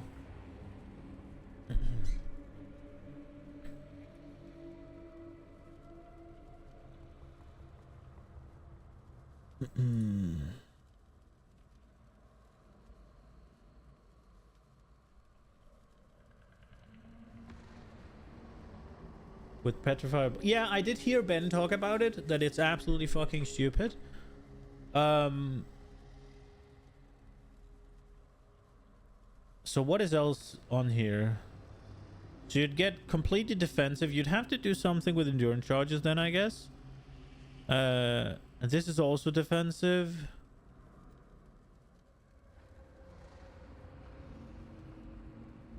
How good is Ancestral Echo? It should be double damage, right? If you're just standing still. But you have to move for it. But then you can't get toughened skin.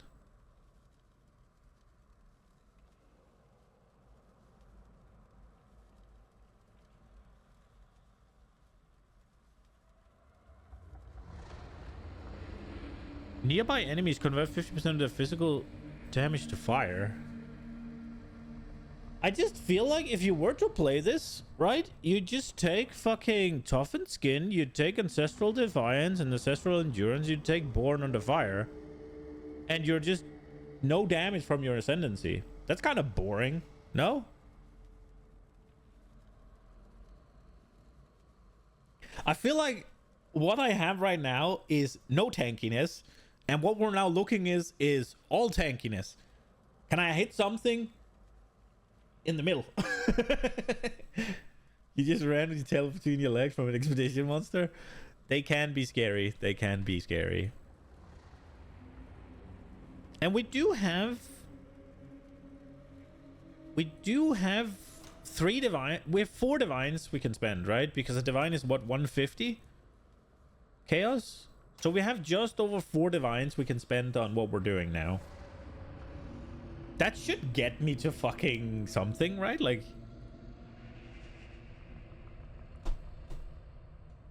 I was thinking about doing some paladin stuff. I think getting a level 30 aura seems pretty cool. I don't know, Songjimo. I'm trying to figure something out. I'm trying to get excited by something, and then we're gonna try it. I have a daughter of Oshabi, but that's the same problem, right? The things I was interested in was this ascendancy. What is it called?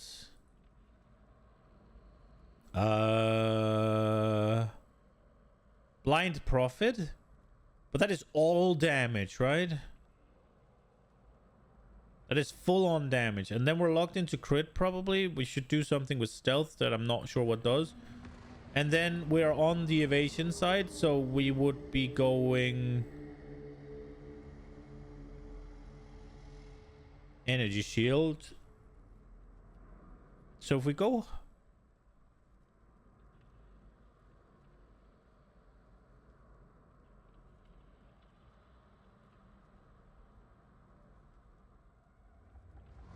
but I've been wanting to do Petrified Blood for like 2 or 3 leagues now. How does leech work with Petrified Blood? Am I perma leeching? If I do it perfectly and I don't use my life flask, so that I am, let's say I reserve life, right? If I then can't gain over 50% and I've reserved down to 54% or whatever, and I'm leeching, does the leech persist on me so that I can gain the benefits from being leeching without the Slayer ascendancy?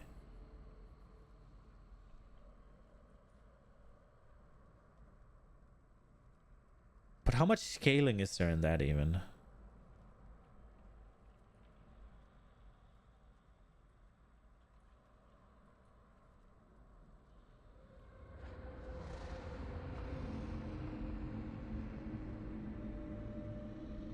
I guess there's some Val stuff here we could do.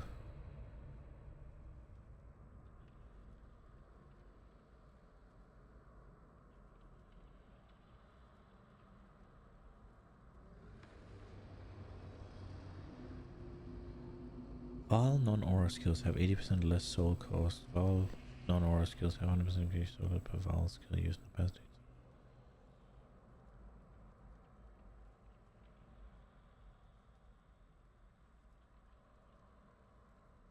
Removes all energy shield. Life that would be lost by taking damage is instead reserved until you take no damage for 1 second. Still cost life instead of mana. Gives reserve life instead of mana. 100% increased life reservation efficiency.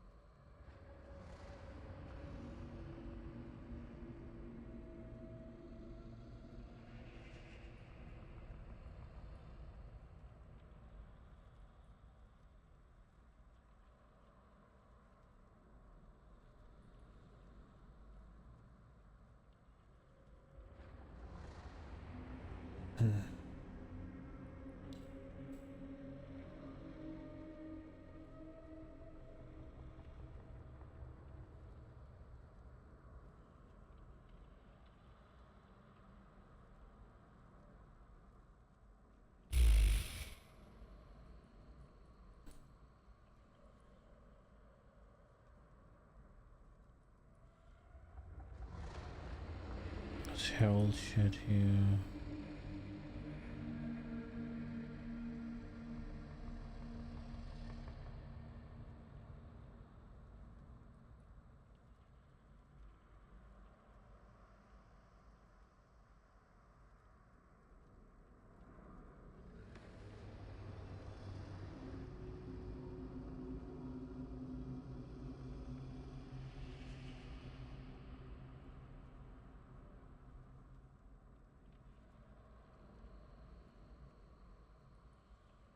I don't fucking know, man. If I'm interested in anything, it's probably the Surfcaster. So I do Ghosts in the Deep. And probably Lightning convert to Cold and Cold can shock. With enemies chilled, lessen their damage dealt, and the effect of chill. All damage taken from hits can chill you. The effect of chill is reverse. Can you chill yourself? There's stuff that chills yourself, right?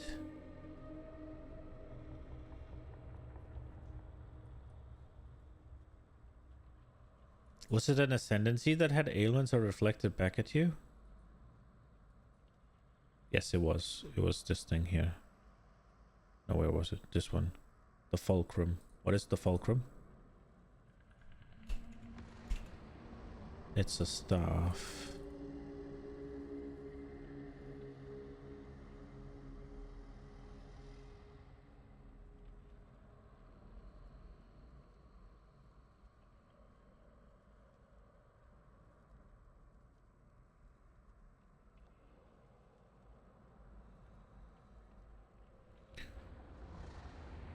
Okay.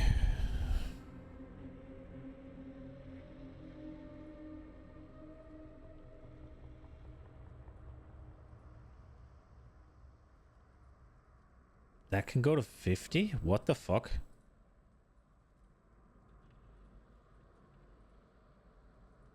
Okay.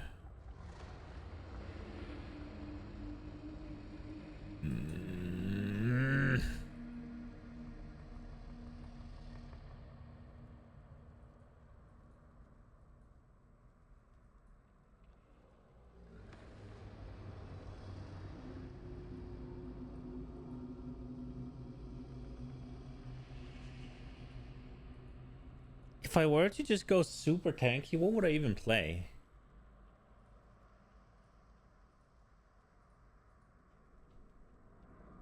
So we go here, we're giga tanky. We get physical conversion to fire, we get toughened skin, right? Not even taking Ancestral Echo, even though it seems cool. I'm just fucking Gigapus.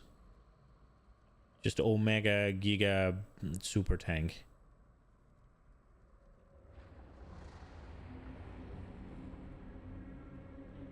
And then obviously we go Petrified Blood.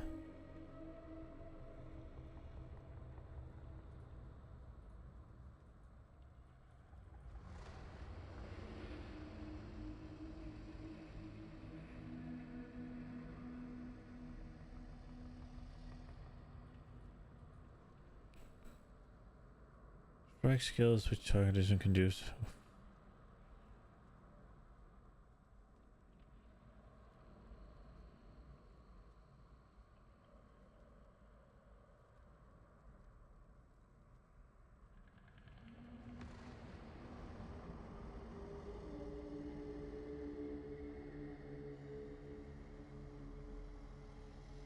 I would want to do this. That's cooler, right? And then I guess we're doing lightning strike or something. Are we going back to the Mjolnir build? Is that what's happening?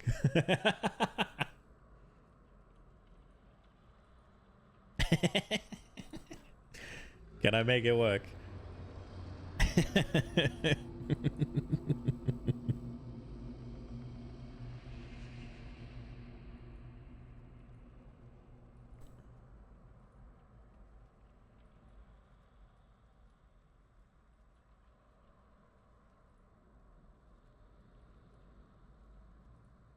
Mjolnir is very cool.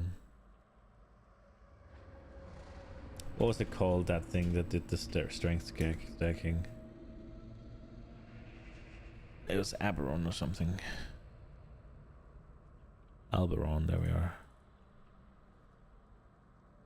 2 attacks per strength, cannot deal non-chaos damage. Right, okay.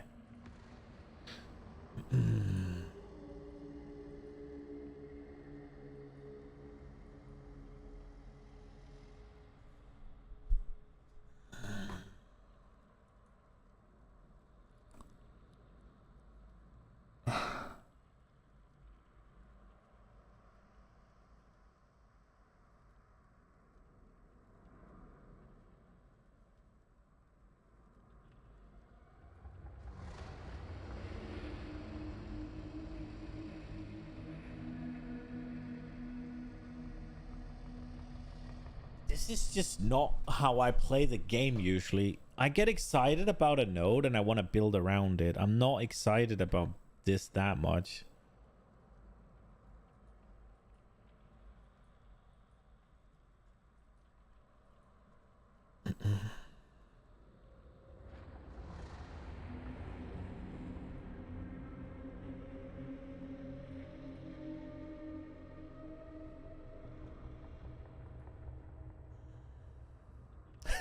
Flicker strike.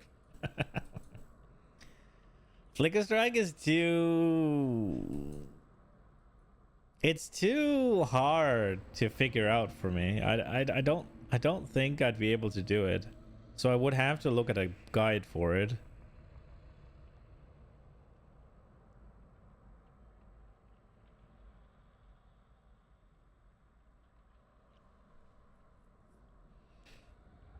You can help? Yeah, but I mean...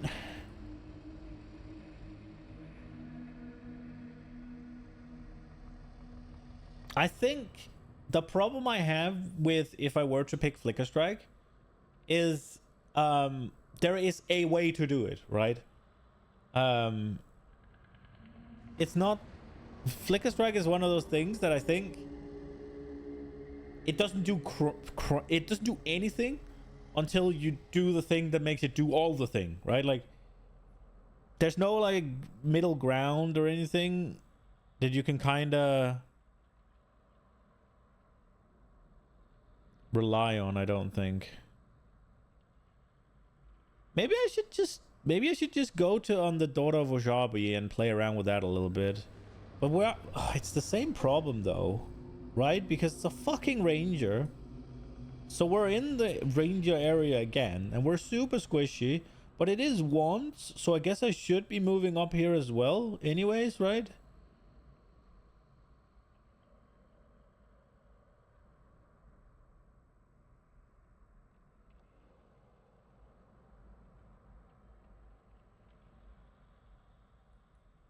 And then we could do all the energy shield memes.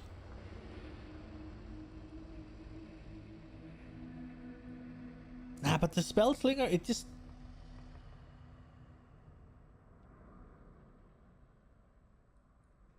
It just seems like you want to use skills that I don't really like, right? Like...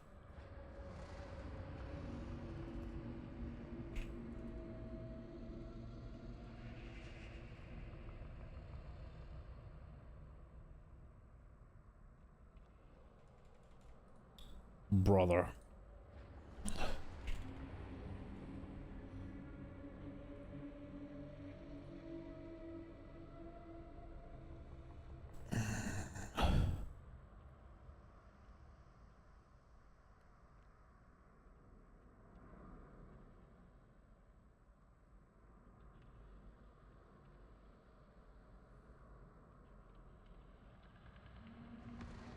Supporter skills have added spell damage equal to if 2 ones are occurred.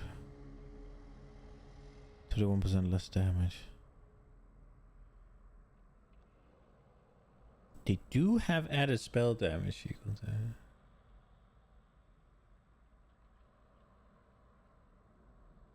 Wait, so how much does it take? Wait. I might be wrong.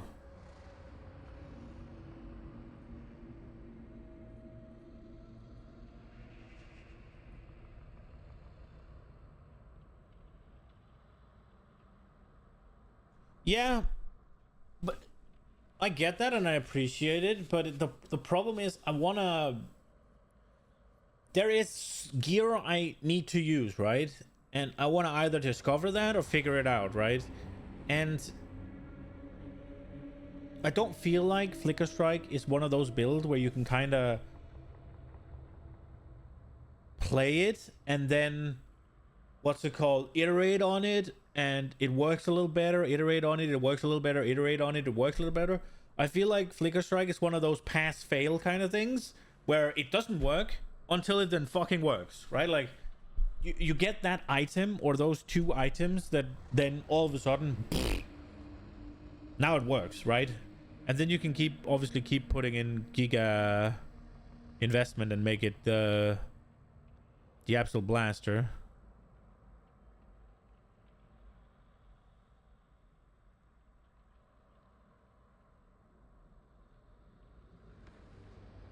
A random shrine buff sounds cool.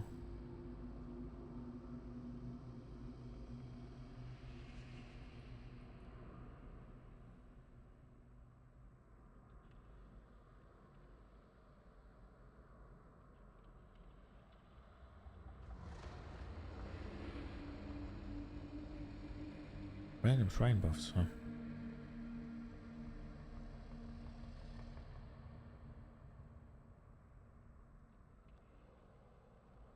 Flicker Strike does sound cool as fuck, though. I would like to play it eventually, but...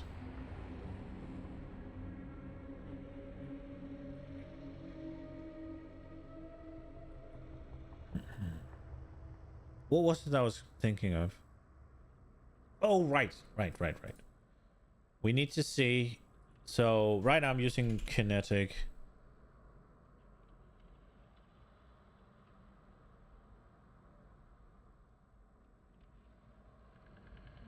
That's pretty cool. I'm not using that.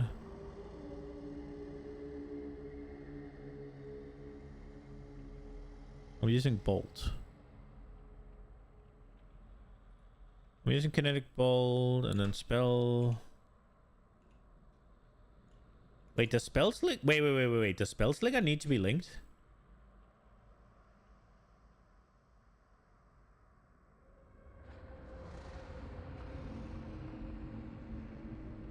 It doesn't, does it?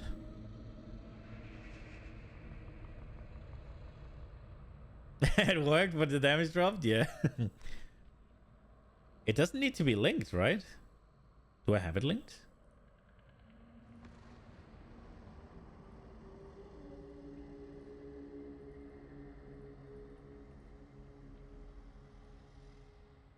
No, I don't. Right, okay.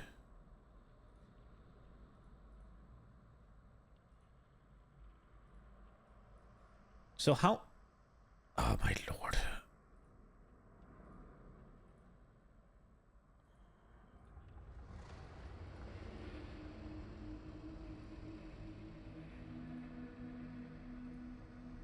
So it's... Wait, so it's a wand attack?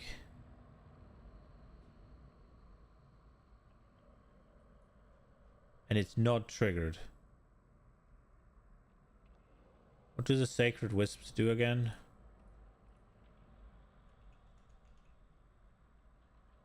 The attack skill that can be used with one kind of support skill deal less damage when used.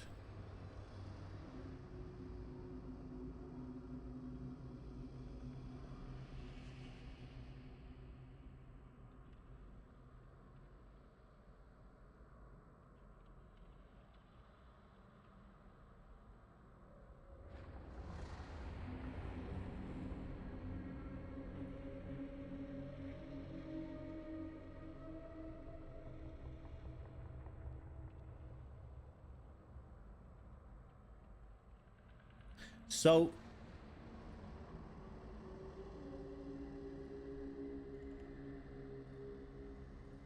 would you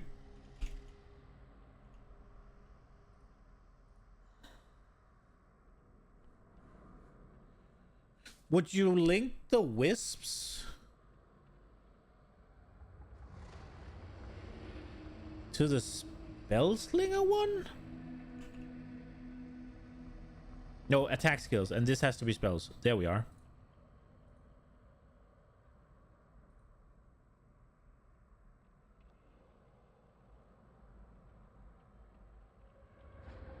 Okay, so let me read again. Just take arc. I know that spell. Okay.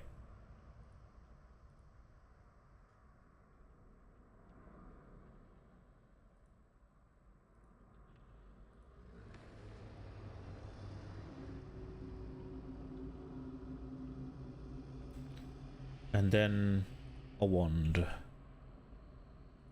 Create an item. A wand. Which one is the one with 40? Is it prophecy? Yes. Do that. 34 damage. Add spells.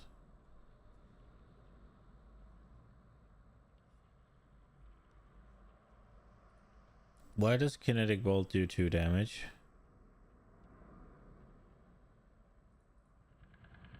Why the fuck does that only do 2 damage?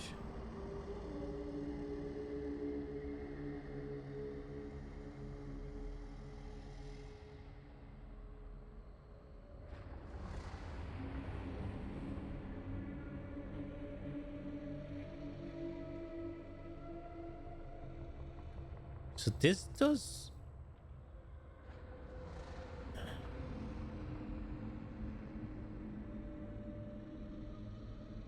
So without the spellslinger, arc would do more.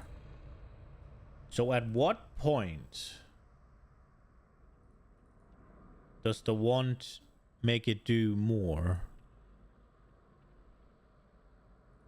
Why does... That didn't change it?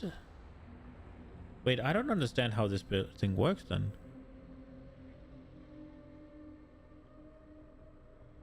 Supported skills have added spell damage equal to 174% of damage of equipped wand. Why did it not... I increased the damage of the equipped wand. Why does the damage not go up? What did? Just very, very... Okay. So we take 2 mediocre physical ones. What does the quality do?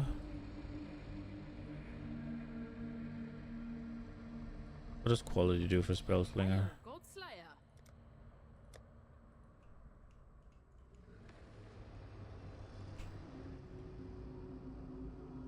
Spell skills have added damage equal to 20% of damage of equipped wand. Okay.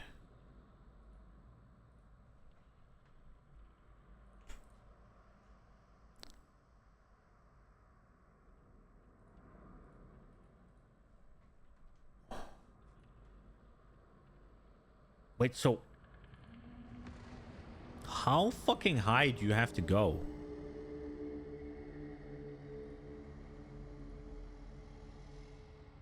So the physical damage of the wand is not enough. Just the crit? Huh. Okay.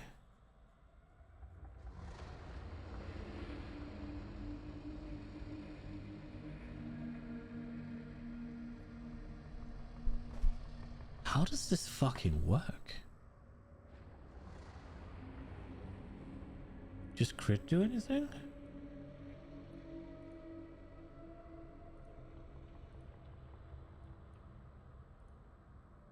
No, not by the looks of it.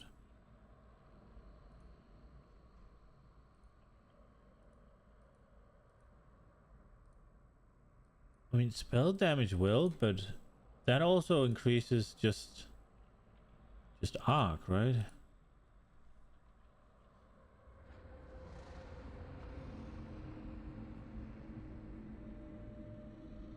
Also, why the hell is kinetic bolt so bad?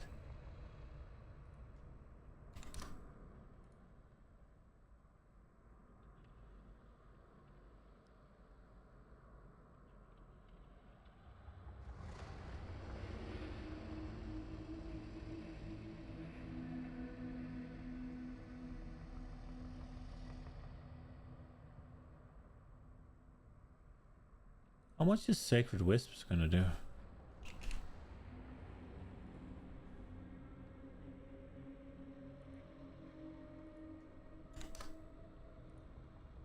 It doesn't do shit here, right? Yeah, no, it doesn't do shit.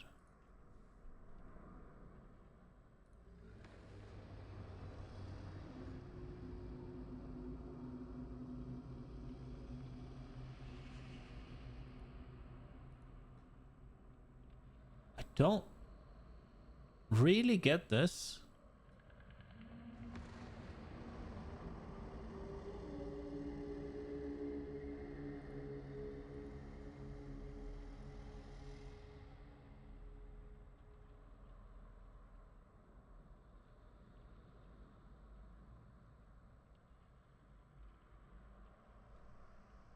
Add a spell damage equal to...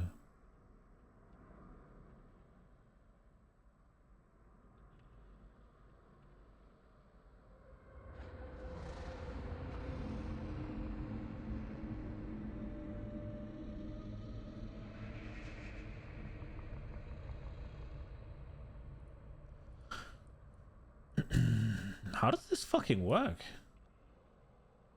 Like, why would you...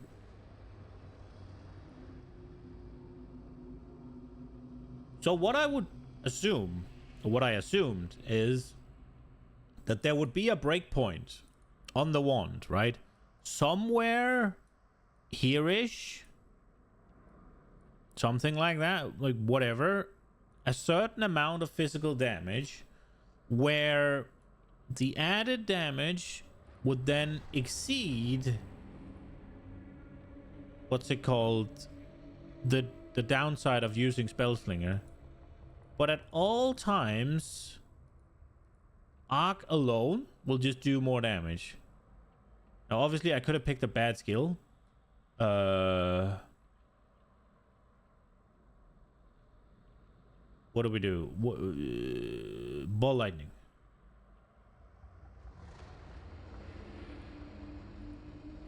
But again, take off Spellslinger and ball lightning does more damage.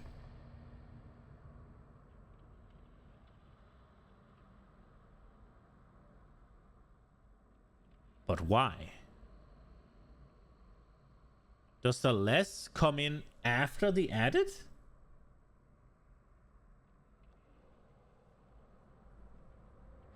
How do you make Spellslinger worth it then? Now I'm fucking curious. Didn't... Alright, let's start looking at some things. I think Ciceron played a Spellslinger thing, didn't he? Didn't he? Where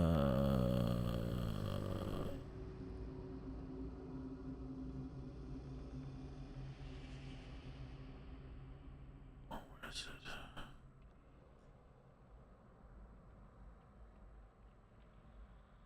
I think he did.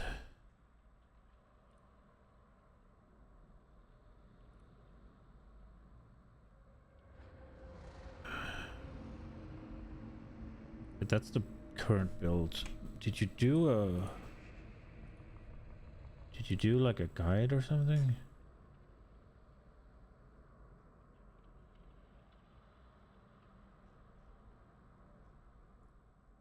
Ah, do you have like least daughter of a show? Guess it's this one then.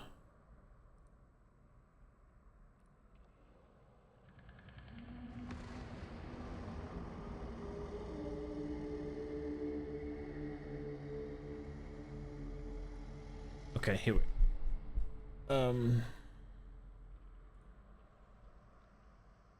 let's look at this.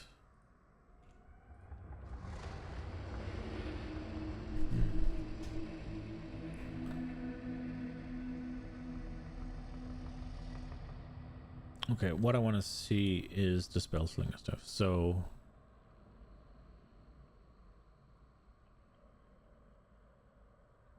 I guess that's to get the daughter of Oshabi ascendancy, or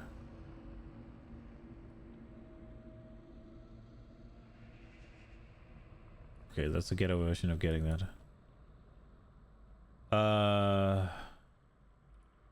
Right, so what are you doing with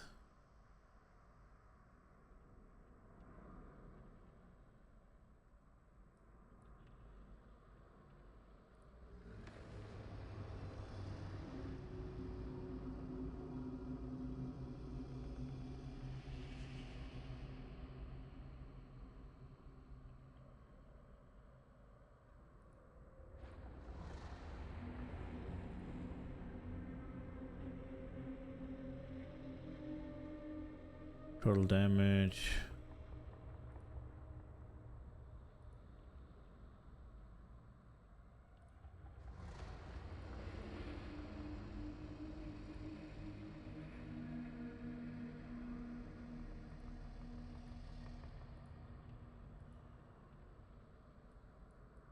Okay, what are you doing then? Balance of Terror. Okay.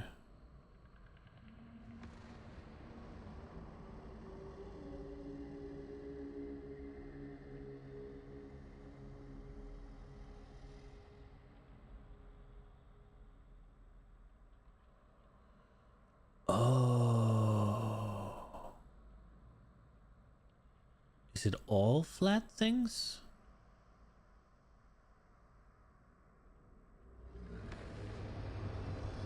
Oh, that's why I'm selling the...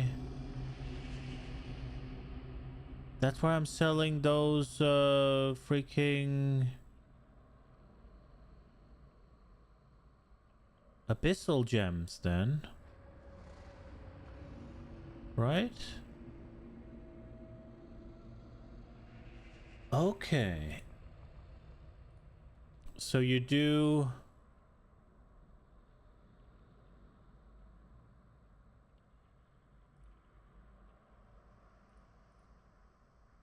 Oh, for fuck's sake.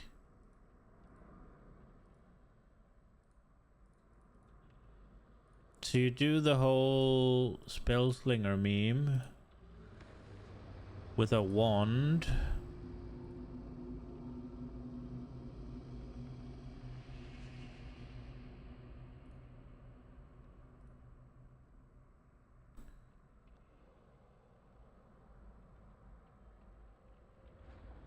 Do you do like one of the ones that also does flat? Like opal or something? And then you add like fire damage, you add like cold damage, and you add like lightning damage. And then that makes...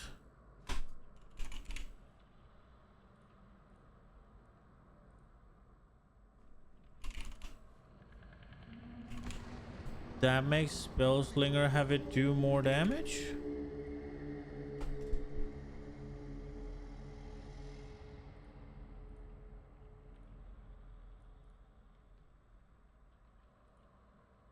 No.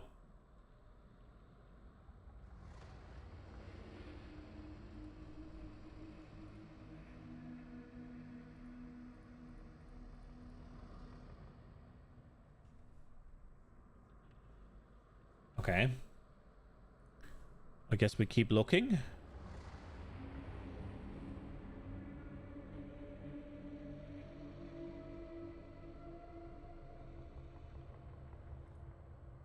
Why?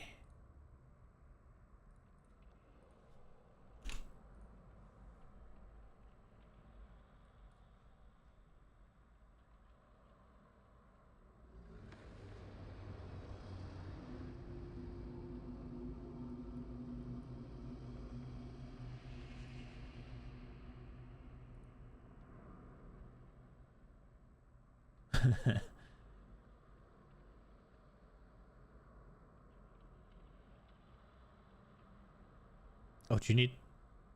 Was it just the spell damage?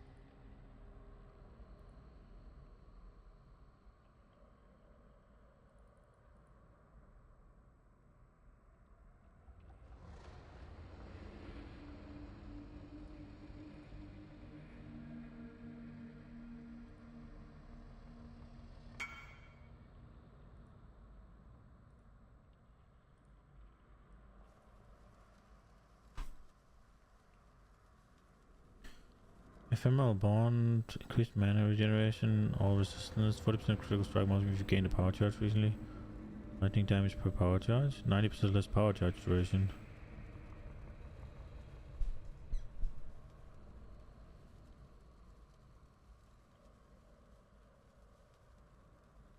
I mean, if you can gain the power charges fast enough, yeah, then it's pretty good, right?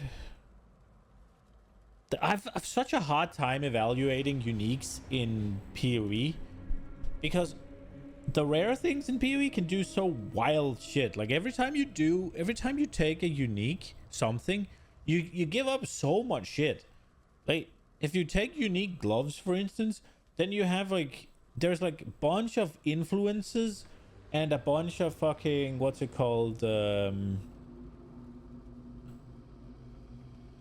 There's a bunch of different influence mods that you can't roll, obviously, because the unique has whatever it has. But there's also the Searing Exarch and the Eater of World influences, where you just get 2 free stats that can do like attack speed or suppress or convert fist to fire or lightning or whatever.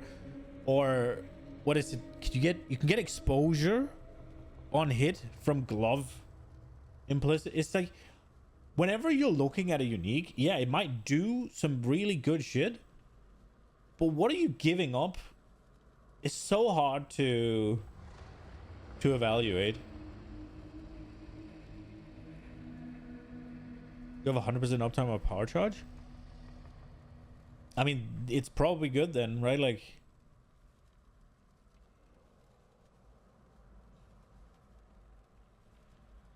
why is his spell slinger making it do more damage? See, I thought it would just be a breakdown of... It might still be just a breakdown of when the wand has enough damage, right?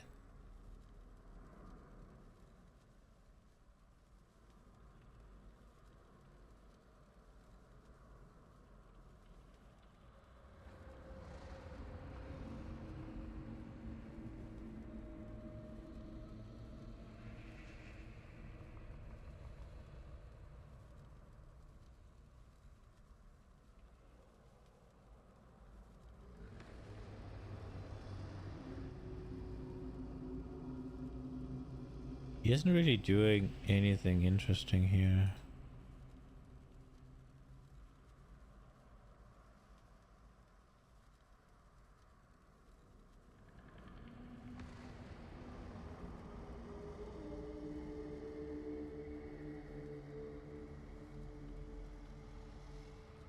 None of this shit really changes anything.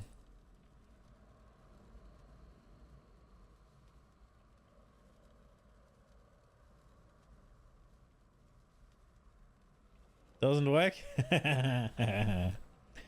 Yeah, they run out pretty quick, yeah?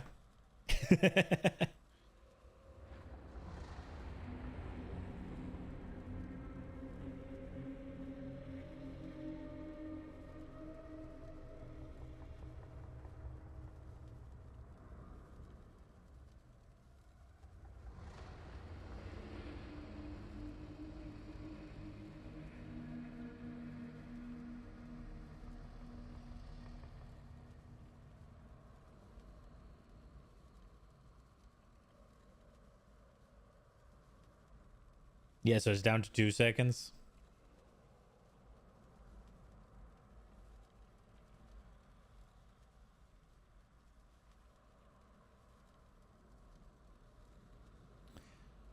I want... Is it just...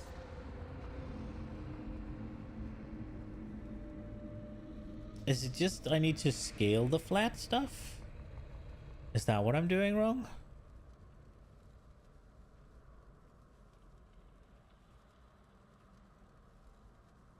Let's try this.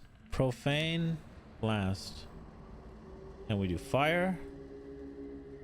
And we do cold. And we do...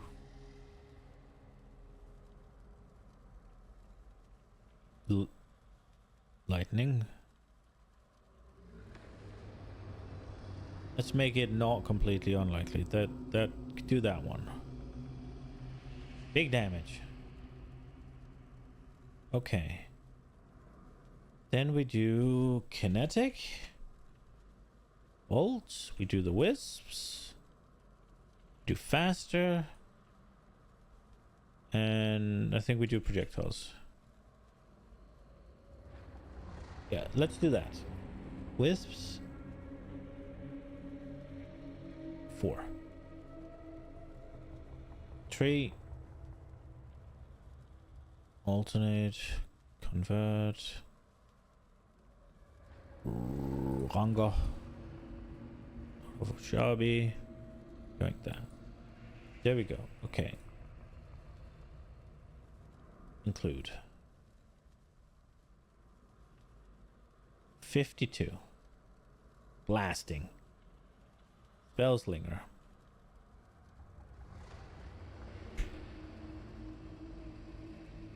Arc, because that's the one we've been doing. Fuck. Don't remember how to scale arc. Fucking hell.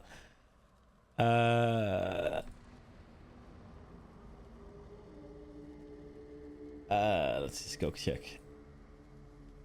Let's see.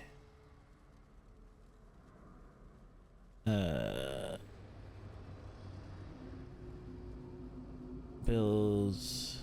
Arc. Whatever. Arc scales with lightning pen. Arc. Cold pen. Wait. Added lightning. Spell echo. Hypothermia. Critical damage.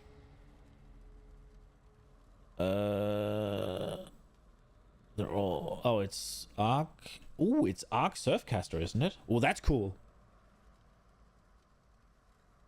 Arc is my fucking favorite thing. Oh, they're using the fishing rod?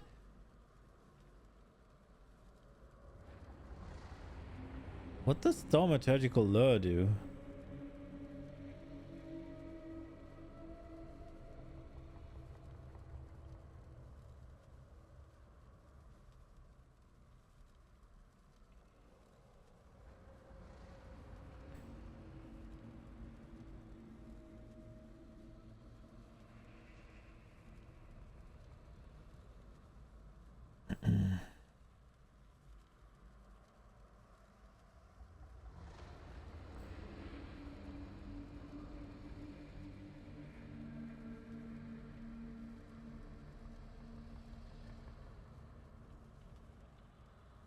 %5 chance to cause monsters to flee, 10% increase rarity of fish caught.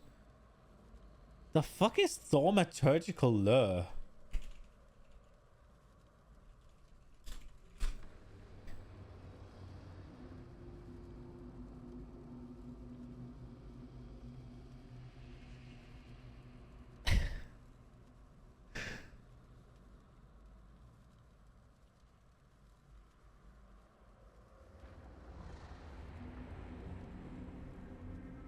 It can drop anywhere and it can be chanced.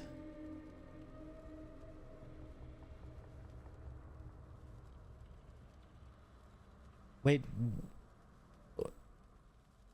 It doesn't say what it is? It's just there? The fuck is it?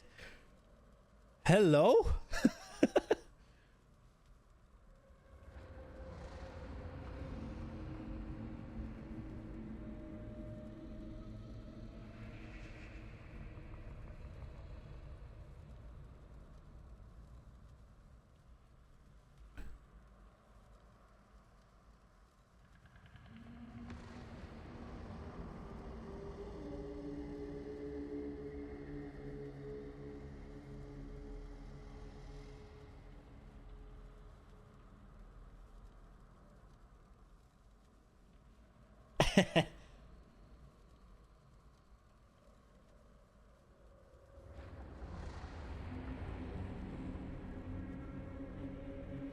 It has, so it's a unique fishing rod because they're using the surfcaster stuff, right? Where you where is it?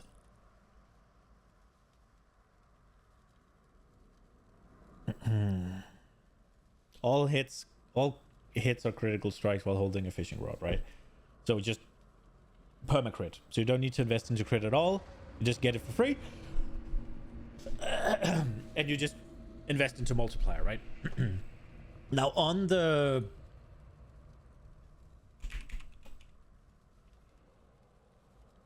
here, thaumaturgical lure. It doesn't fucking say what that does. Like, I don't know what that thing, I don't know what thaumaturgical lure does. It just says it, and I can't find anything anywhere. Close while in an area containing a unique fish.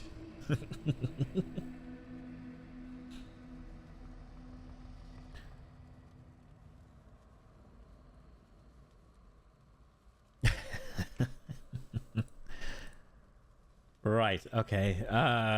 Where was I?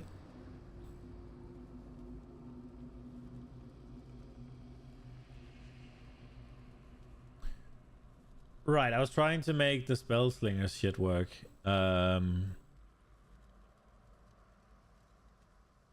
It's so weird. It's closed though.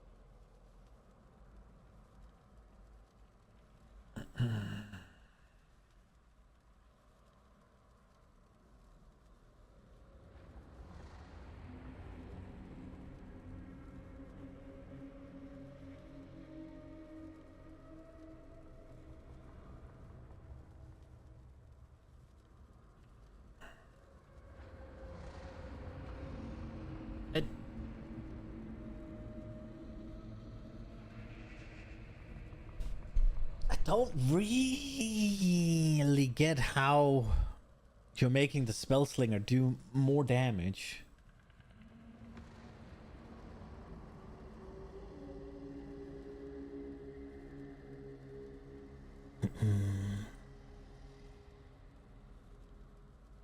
Does this?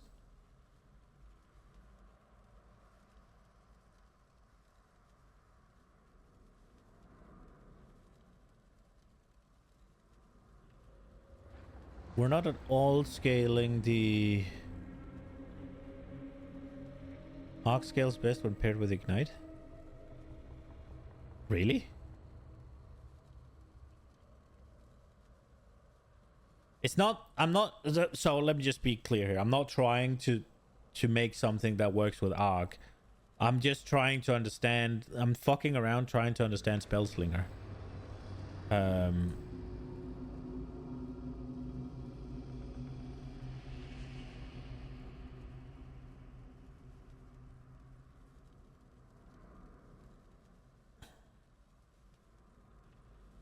Oh, we've closed the gap.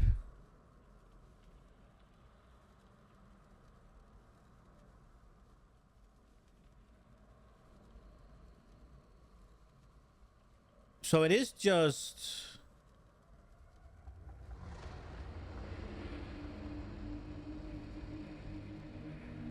Is it just get enough spell damage?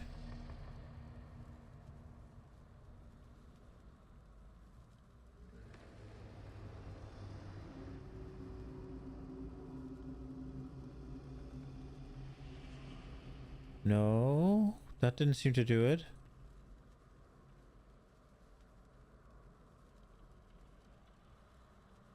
Is it the...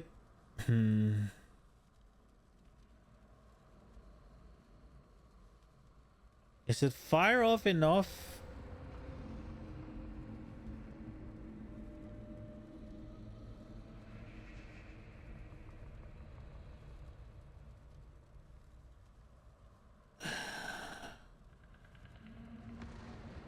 It almost has to be... It almost has to be attack speed, no? I have to get it to this number. Right?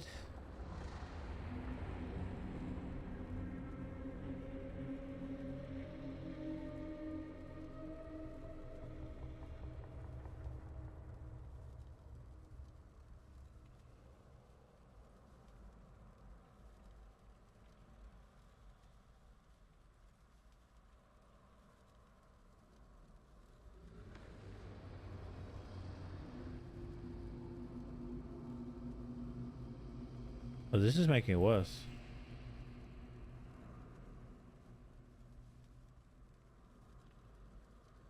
Why is this making it worse?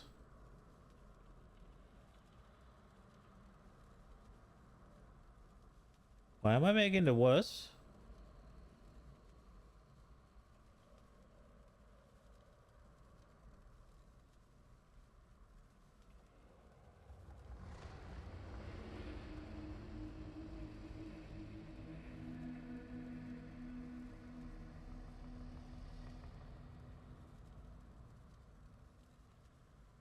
It's not a projectile.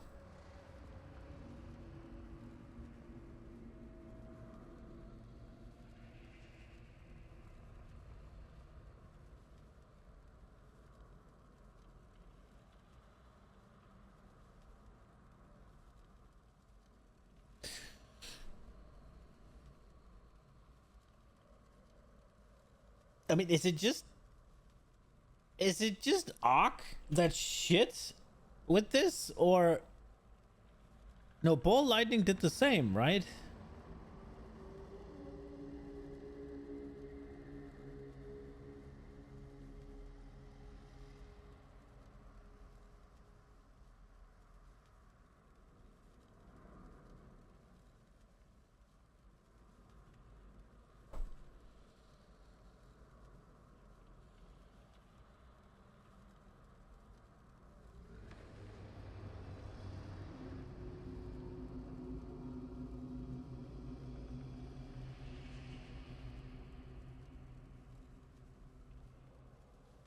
What if it... It's my assumption that it needs to be a spell that then works differently and scales off something else. Then, let's see, then it did 25. No. What the f... What am I missing?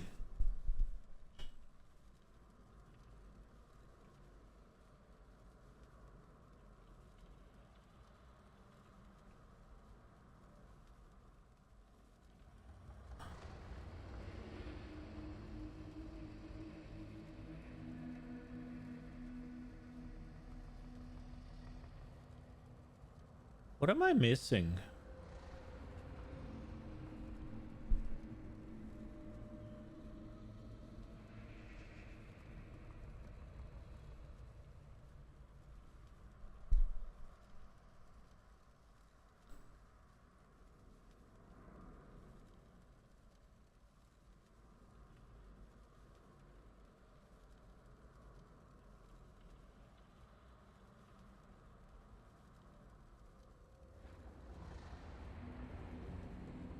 Is inspiration double dipping?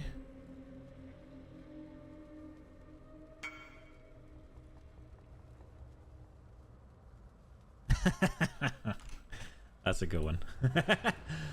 Is inspiration double dipping?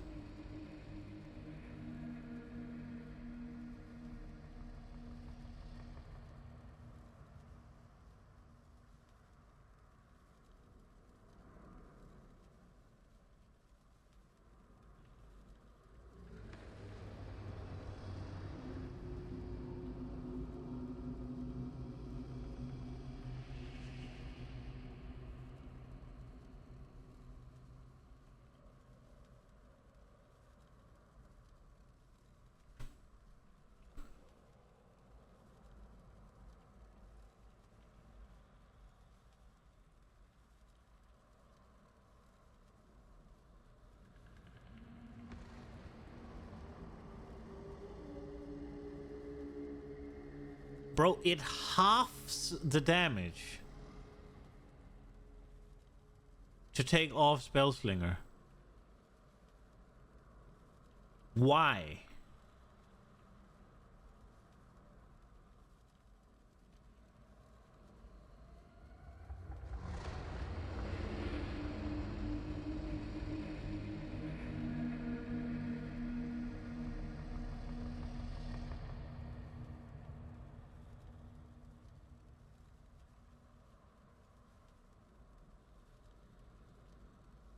Is it...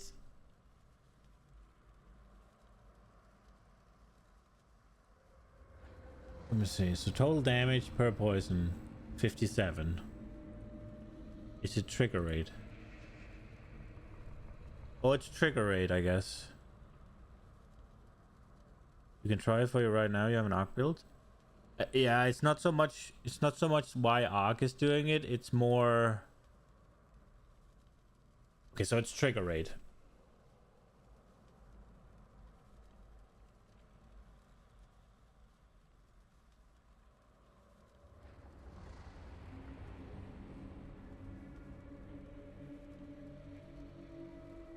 Because it does do it does do more damage once we take off. Yeah, so it's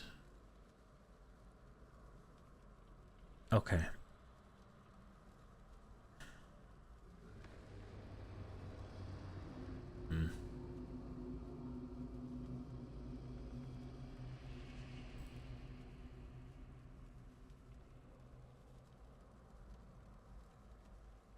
I'm very not interested in this though.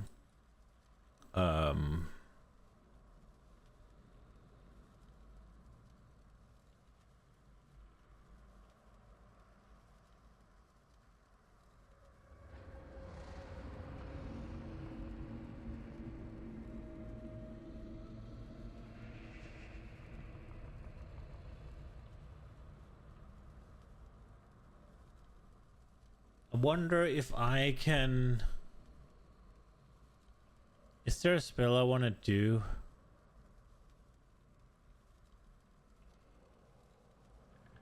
How much does Kinetic Blast do from fuck all? No. This is oh, it's Kinetic Blast as well, not this is Ciceran's League Starter, as far as I'm aware.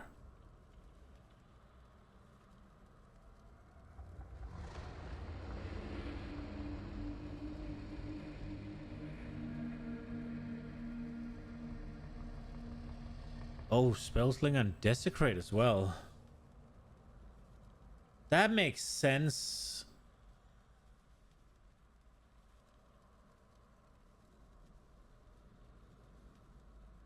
Hmm.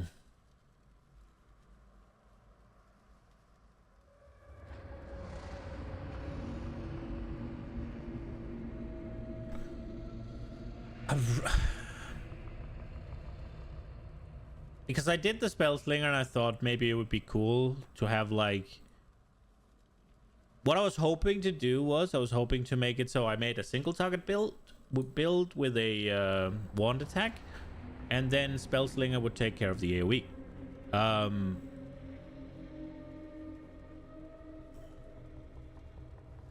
By the looks of this though, and also as I started looking into what I was doing, that was the initial idea, right? When I started to look into how it worked, that became not really all that feasible, I don't think.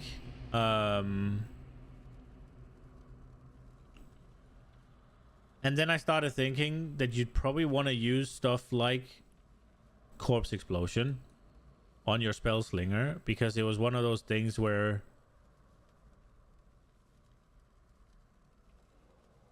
it's less, I thought it was less affected by the reduction because of because it's just based on their life, right? But I'm not sure that's true, but that was the thought process that led me there. And then I saw that this was exactly what Cicerone was doing. I'm just very much not interested in any of this. Like, damage over time, I don't really want to do. It's detonate dead, I don't want to do at all. The only thing I take away from this is he's 60k effective hit pool, so kind of want to look a little bit how he does that sort of stuff. And I can see that he's taking these life wheels here. A lot of it is down to these jewels, I'm guessing. Fucking 6% max life all over. Like, bro, you take the jewels away, what is he left with? 60k. Let's see. Remove. Remove.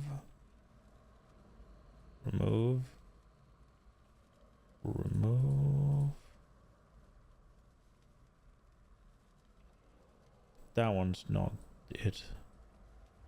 Move. 53. That is still really good. Yeah, jewels are really good.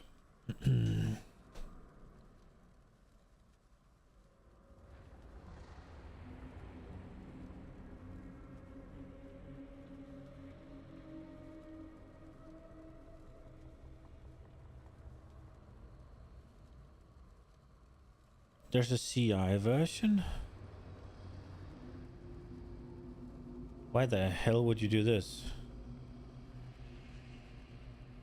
What? What am I witnessing? You're picking CI in this? What, that one ES? Are you kidding me? 4 points?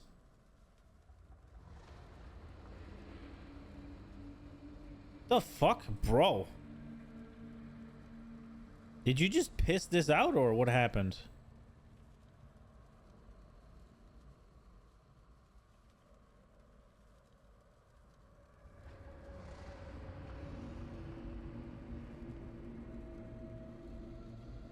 Enemies poisoned but you have -5 chaos resist? Oh wow, okay, that's pretty good. It's just there's so much chaos damage close to the nodes I would kind of want to pick. And chaos over time specifically.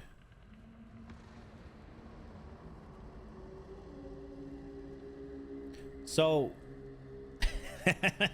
bro, you look at a build from Cicerone thinking it's going to be really good.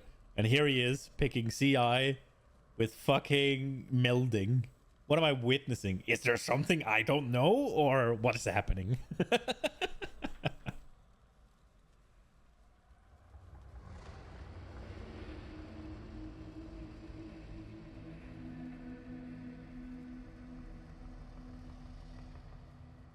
Well, this he's not doing, Ghost Strat. What are you doing for recovery then? What are you doing for recovery?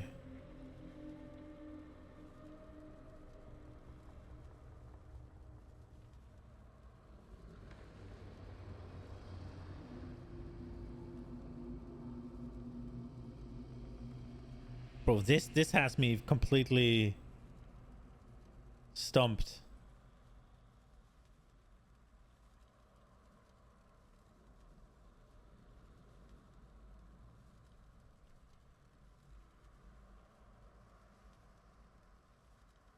This node is 1 energy shield.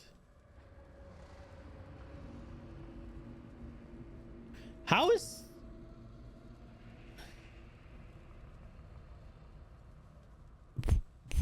5%? Okay, I can maybe see that, but this? Brother. What is happening? Surely there are better ES nodes. Like, just... Look at this one. This one is 61. And here is 74.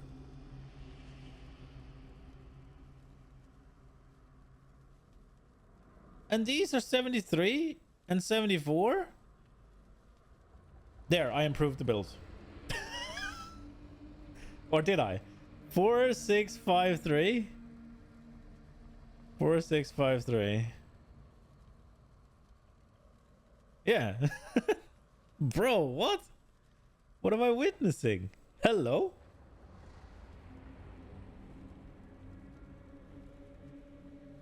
At least 100% this is dead.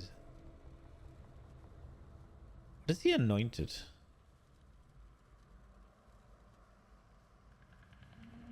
Divine Judgment.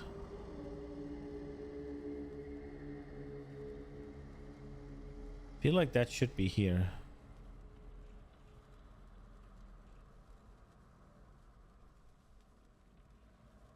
Fair.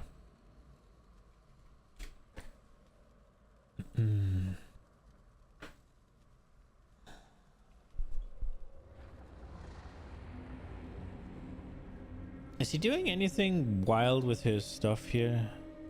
Flat evasion. Bro. Okay, let's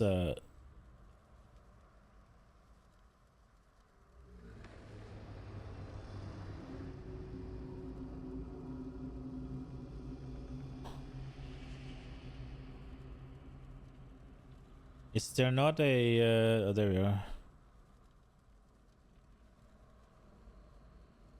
What are we looking at? We're doing armor evasion?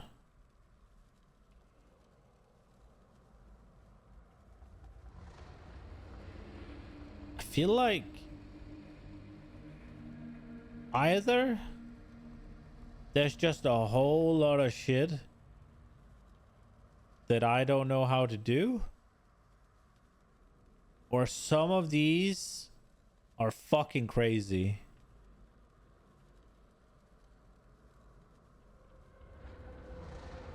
All right, but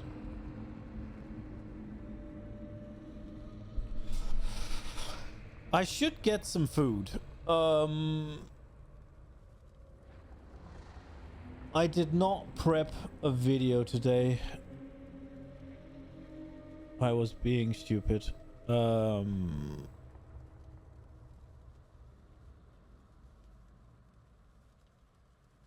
Apparently somebody called us one a Nazi, huh? Interesting, I guess. Oh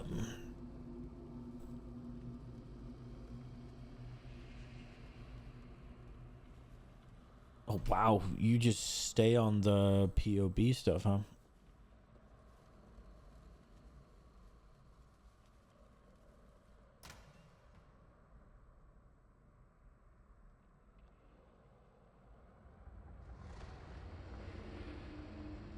We do have some currency we could spend on something. I do need to figure out what we're watching. Has anybody made some sort of...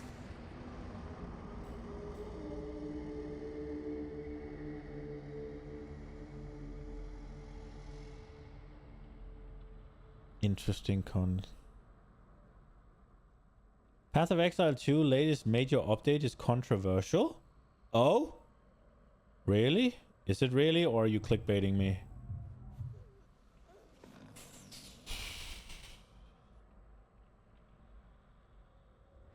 Dude, I hate ads so much.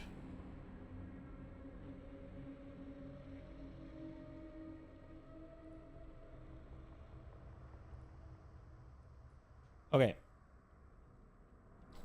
Let's watch DM have a little meltdown here. I have 2 POBs open? No, I don't.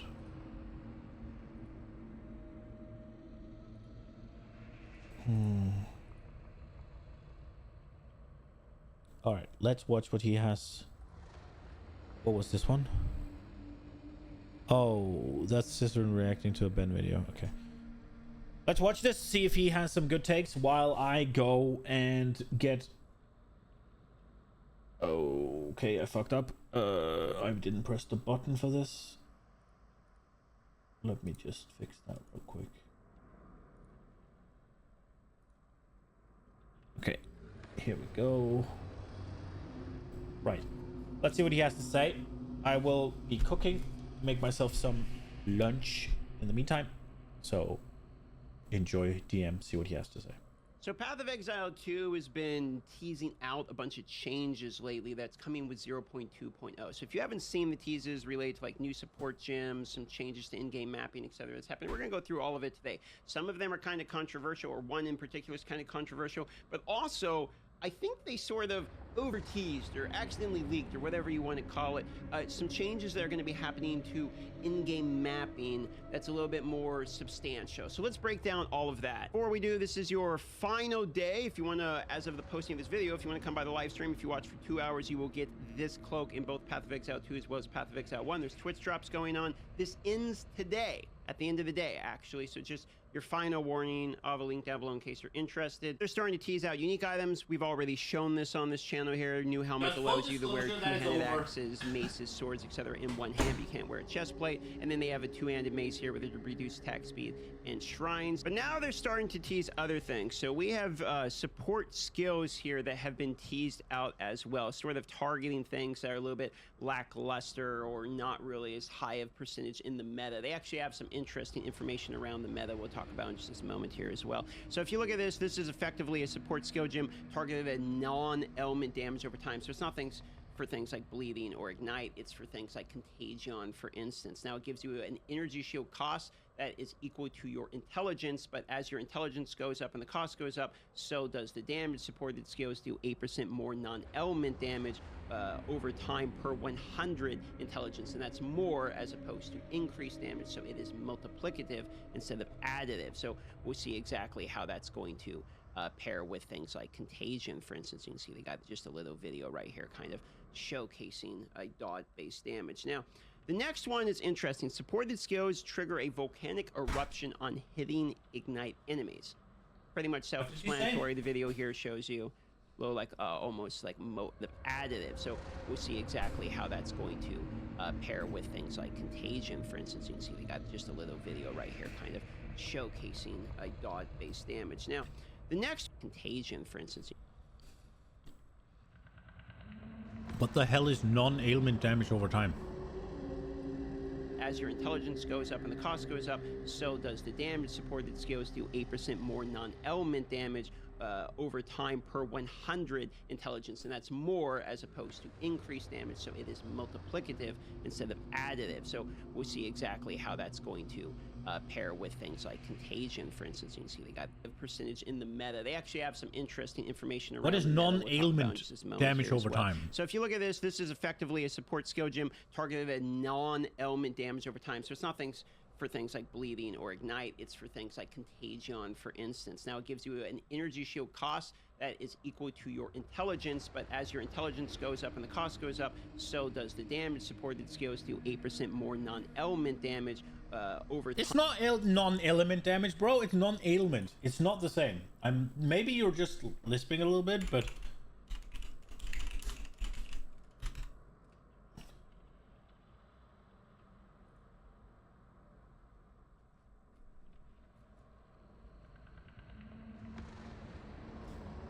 Oh, so it's the gas cloud.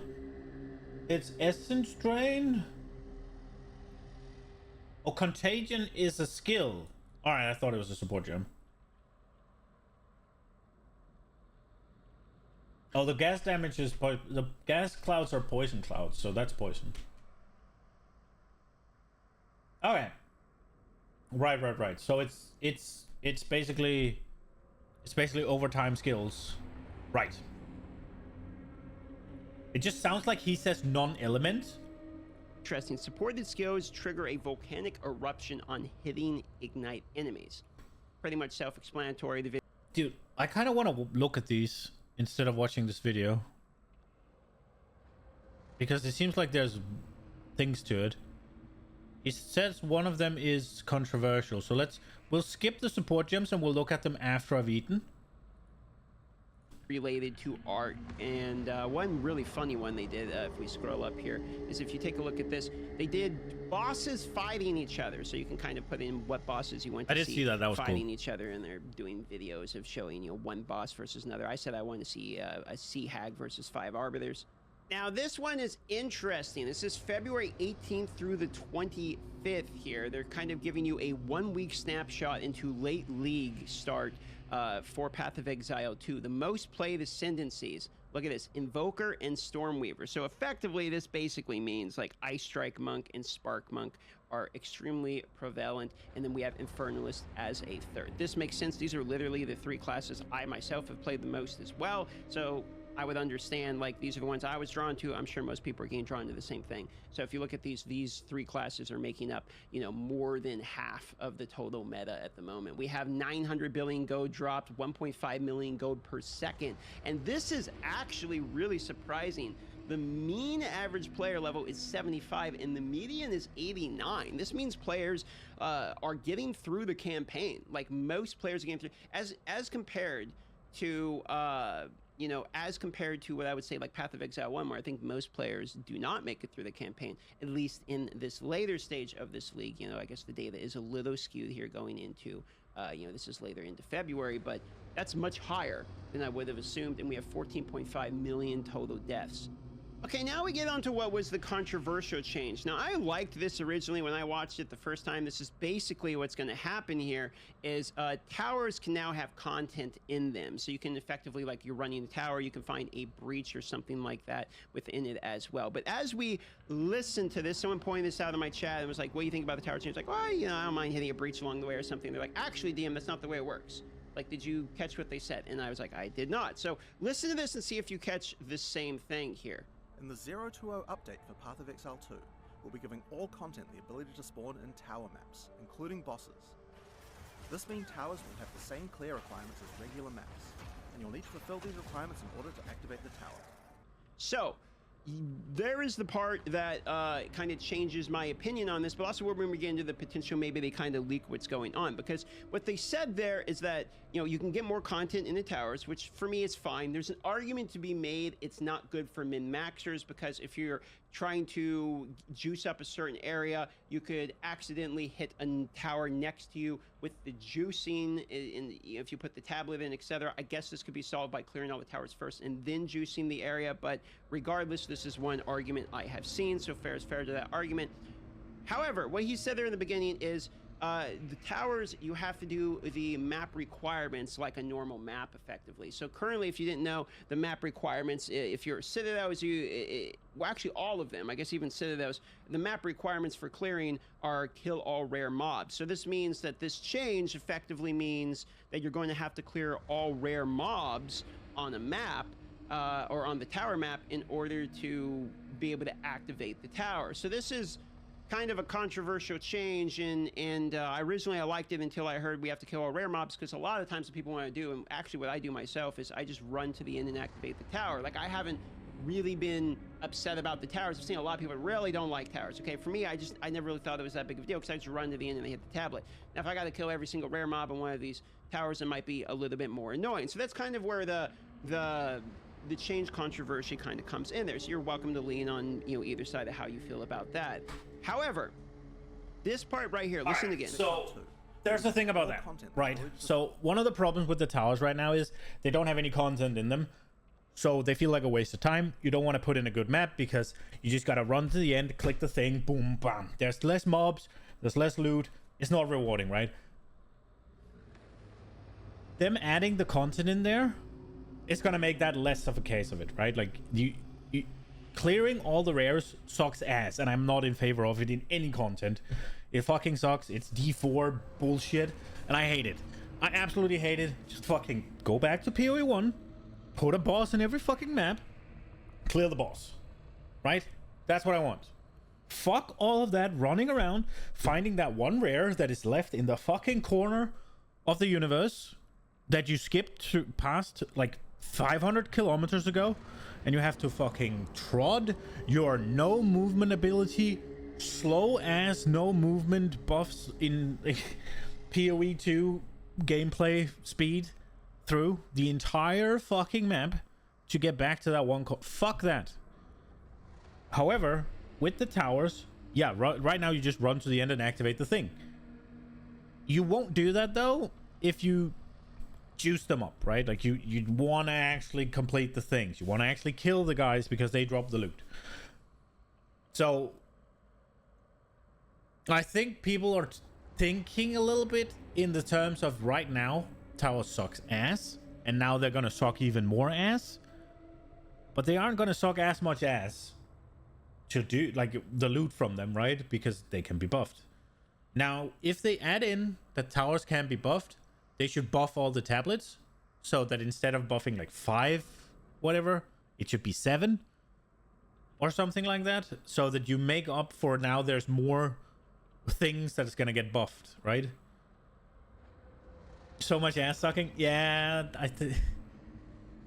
I'm not thrilled with the changes they made to the mapping in PoE 2. PoE 1 mapping is better than PoE 2.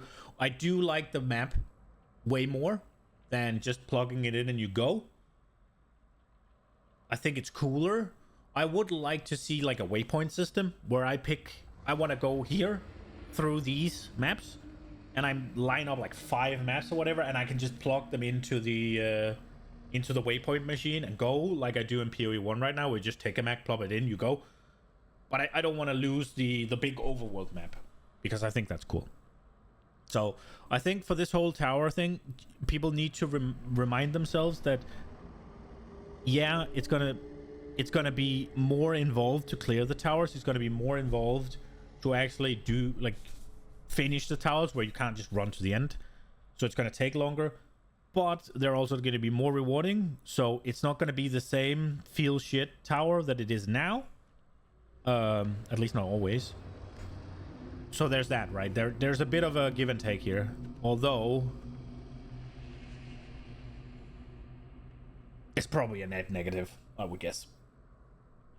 To spawn in tower maps, including bosses. This means towers will have the same clear requirements as regular maps. The same clear requirements as regular maps. Well, there's only one clear requirement that I am aware of, but requirements, okay?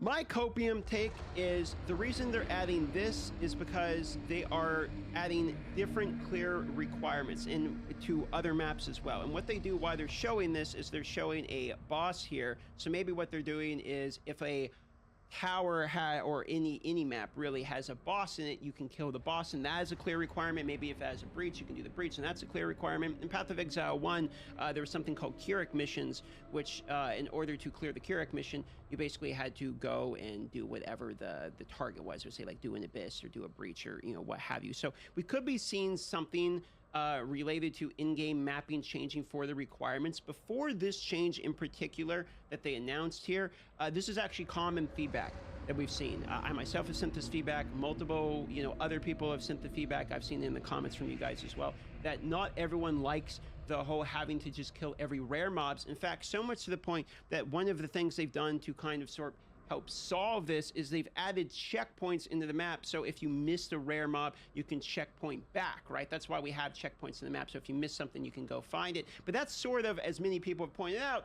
a band-aid fix for the issue at the moment. So we might be seeing band-aids off, the issue's healed, and they're going to try to fix this issue by adding other requirements into the map, would be my guess. into this in terms of what I'm hearing here, as well as this change. Otherwise, it's just kind of maybe not the best change. Honestly, I think it might actually make towers slightly more annoying. I am curious to see what the community thinks about towers. Do you like towers? Do they not bother you? Or do you have like no feelings about them? Do you absolutely hate running towers?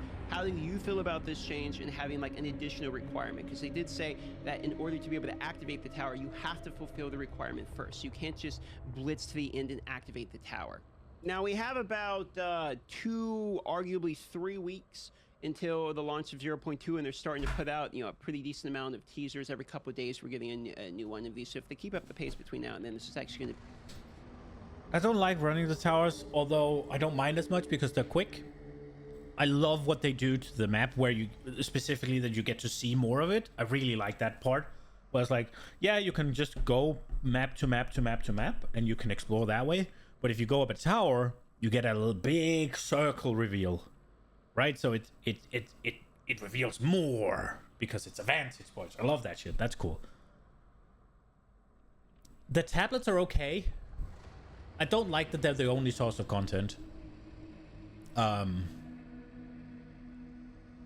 It feels a little bit bad that you kind of have to weasel around an area because you want the center part to be like really juicy, right? Like the best way to do is you get like X amount of tablets combinations that are perfect, right? Whatever you want. Like let's say you have 10 maps are irradiated, 10 maps have breach, 10 maps have bosses, 10 maps have whatever, right? Then you make sure that you get all of the towers in the range, and then you clear out so there's only 10 maps in any of the ranges, right? So that the same 10 maps gets all of the tablets, and then you have 10 giga juiced maps. I don't like that. That's kind of finicky and I just want to go, right? It's too much messing around with bullshit for me. To be probably the largest update we've had since then. In the meantime, holding this over, you got your drops today, but also today releases Monster Hunter. Yeah, no, we're not watching a sponsor. I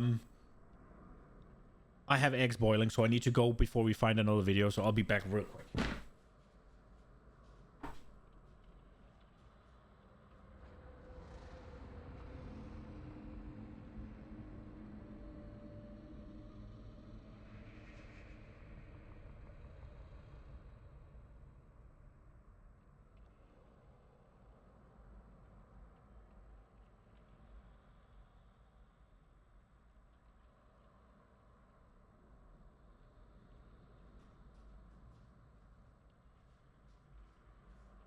Okay, not quite boiling. Let's see if we can find a video. I can't spend too much time on it though. Anything good? Anything good? 18 hours ago, new ascendancy? That feels a little bit like clickbait, but I guess we'll give it a go.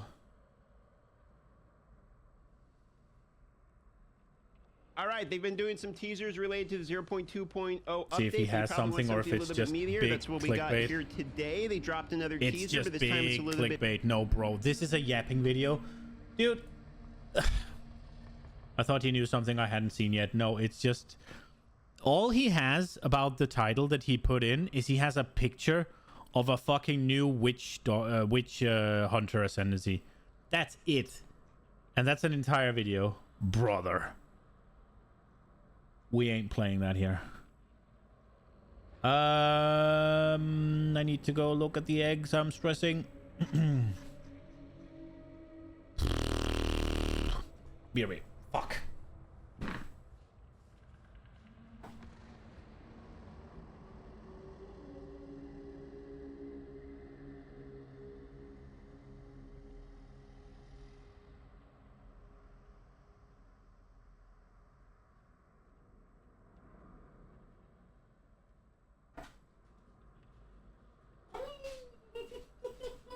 All right, what are we watching while we're eating? We have 2 minutes to find it.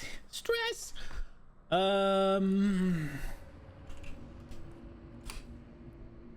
Any?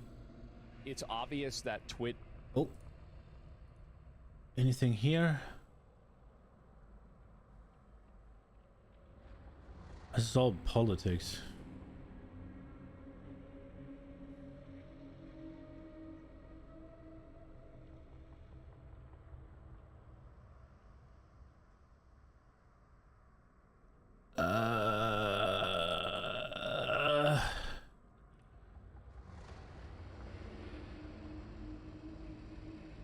think the things that are happening right now, I'm kind of not all that into.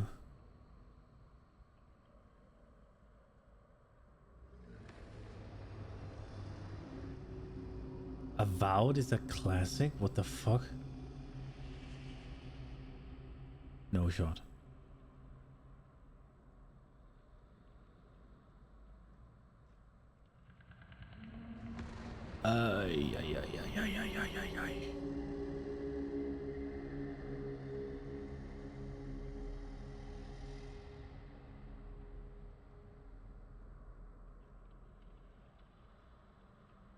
I don't think my YouTube viewing habits are good for this kind of a thing.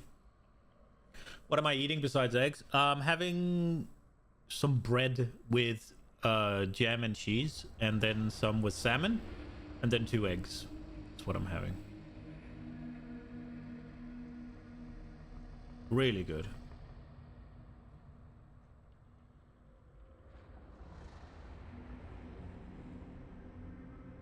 Dude, my fucking YouTube viewing habits is really bad for this. I don't watch any of the content that's like good for this sort of thing. I need to up my react game. I need to get better at finding the videos to react to.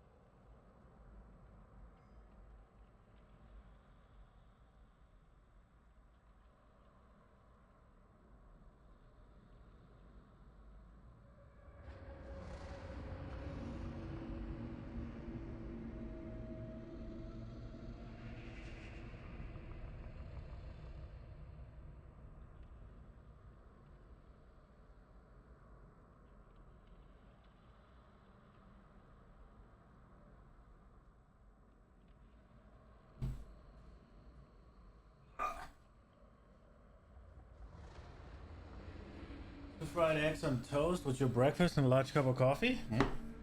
I don't really do coffee. I don't need the caffeine at all, and I don't think it tastes all that good. So coffee is not really my jam. I just drink milk.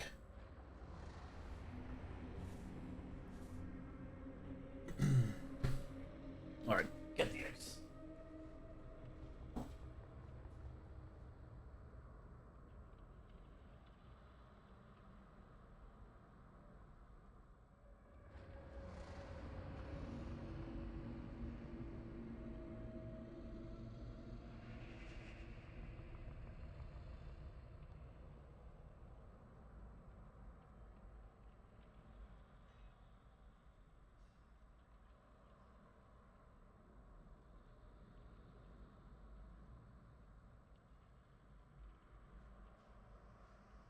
fucking hot and they're burning my hands. It's not pleasant.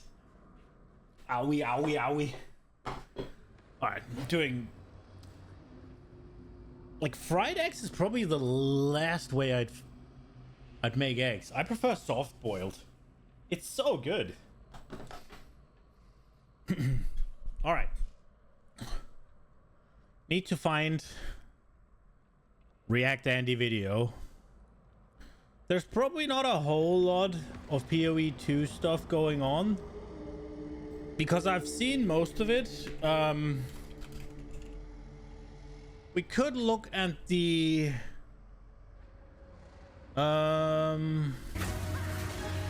what is this? We are faced with the end, and I will do. Oh, that's the release trailer.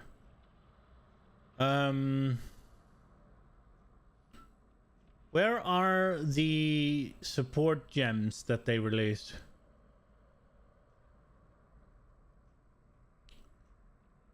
Tower changes. Here they are. So it's a 40-second video. We're definitely watching that afterwards. But I want to be talking with that in regards to that. So we will wait with that. Is there any PoE 2 stuff?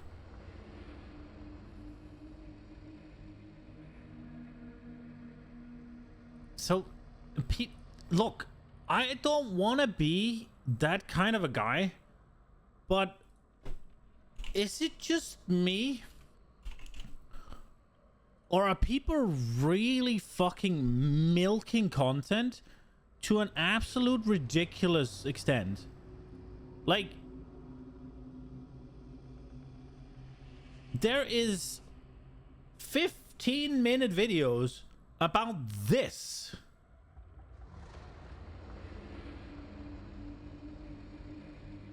This picture and these two things. This is the new Ascendancy class. Oh, I wonder what that is. It's a fucking mercenary. I said witch hunter earlier. It's a mercenary. The new Ascendancy class for a mercenary is what? A minion cockor? He's a new general or something. Resembling a decent officer. Bro, is that it? Am I missing something? I will say there is a different picture there. So this guy might know something else, but they're making like 10-minute videos about a picture. And it starts with "that's all we get." Bro, you made a 10-minute video about it. I mean, am I being harsh? I don't feel like I am.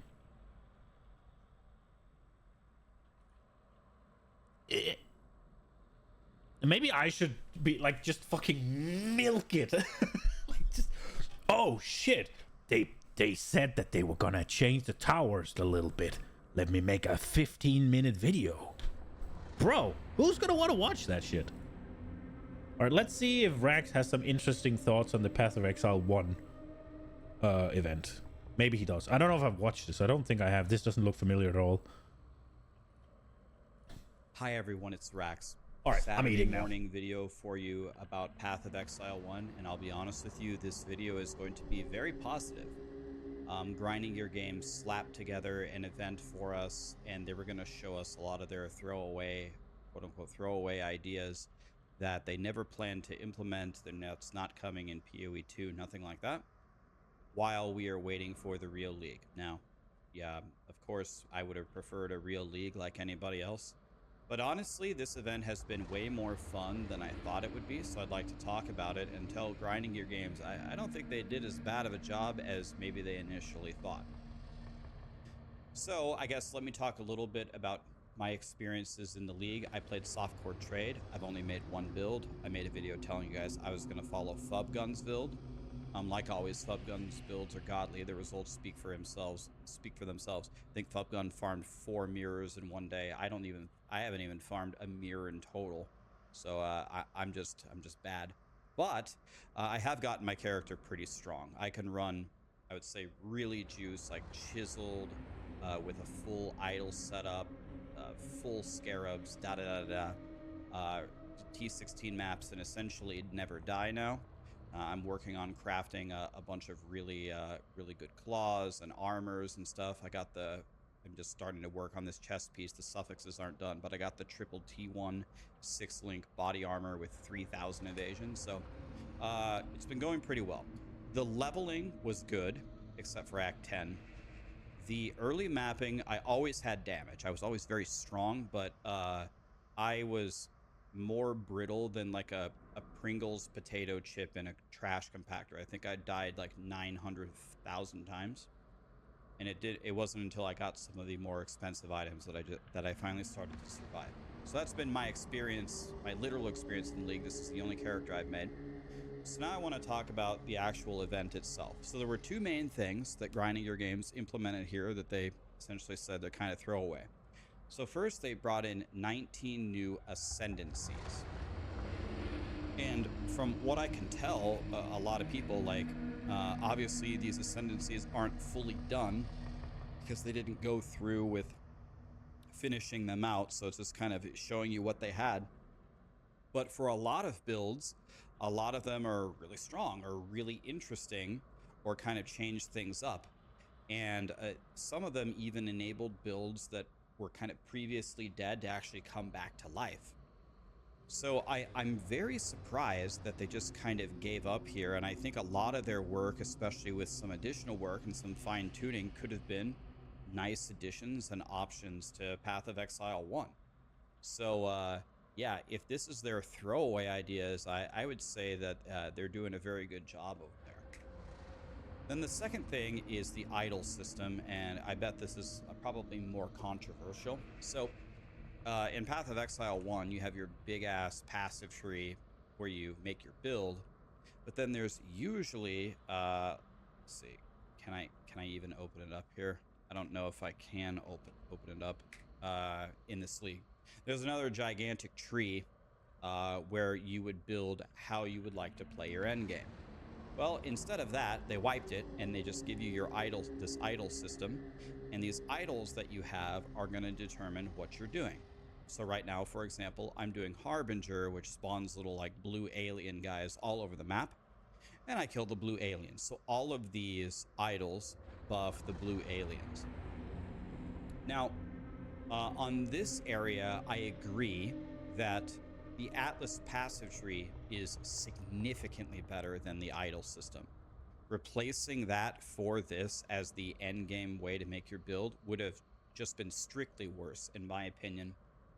I feel like I don't have as much control. When you don't have a lot of currency to buy exactly the idols that you want, your idols are filled with so much extra random crap, and sometimes you actually don't want it. Give you an example. When I was leveling up, my idols for the strategy that I was using, Blight, that I had found, a lot of them had increased chance for Einhar's Beast to be in the map. You want to know what I didn't want to be in my map? Einhar's Beast. You want to know why? Because I had a super squishy build, and his red beast and his yellow beast could kill me all the time, and I just wished that he wasn't in my maps.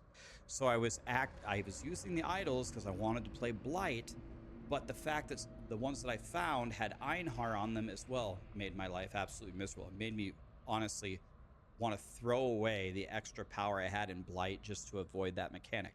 When you do the Atlas passive tree, you avoid things like this. However, once again, with a little further adjustments, I don't see why this system couldn't be an additional endgame system that you could put in the game. There's a million different ways you could do it, but for just one example, maybe this system only unlocks after you do a T17 map. Maybe it doesn't work exactly like this. It would have to change, obviously, because this essentially tries to like mimic the power of the Atlas passive tree. You can't give players that clear a T17 a whole extra round of the Atlas passive tree. They're going to make all the money and just there's going to be nothing left for the other people. But it would be something that you could strive toward to unlock. definitely shouldn't tie it to tier 17. There's no fucking shot you should. That is A, way too late, and B, way too divisive whether or not people do that. There's no fucking shot. But they could add it if you, like, once you've completed Searing Exile, you could get some of it, and once you complete Eat of World, you can get some of it, right? Like, something that everybody will realistically unlock. Unlock your idols, you have to nerf them significantly, or maybe they work in a completely different way. That's just one idea. And I'm in the Quest version. Another thing that I like about the idol system is it's simple. There's not too much to understand except what idols are good for your build. I can't show you an example here because I already unlocked all the idol slots, but if you would mouse over a locked idol slot, it would just tell you how to unlock it. That's nice. You get the idols and you put them in the inventory, you get those buffs, and it shows you your stats right here, and you have your little loadouts here, which they added. I've just been doing one thing right now, so I don't have any other loadouts, but it's there. It's a simple system. And sometimes in the past, Path of Exile has sometimes overcomplicated mechanics, which has driven people away. But this is at least easy to implement and understand. Now, whether people like it or not is a different story. But I think it could have been another additional decent progression system in addition to the Atlas passive tree. I guess another way to say what I'm trying to voice here is, I don't think this is the worst idea I've ever seen. For example, I think this is better than the Diablo 2 charm system because at least it doesn't fill up my entire inventory. Maybe you could make it smaller and attach it right here, attached to the inventory like you did with the Wisp with the additional backpack in Affliction League. Was that what it was? All I'm trying to say here is I have had fun in League trying to mess around with the idols and trying to solve different problems. I think the Ascendancies have added flavor to the game. Is it better than an entire League? Nope. But I think these throwaway ideas maybe could possibly be in the game with a little more work in them. So I don't know. I was pretty positive toward it. Again, I'm just pretty positive toward PoE 1. I think the game is super fun. I love just whizzing around at the speed of light. I really miss that.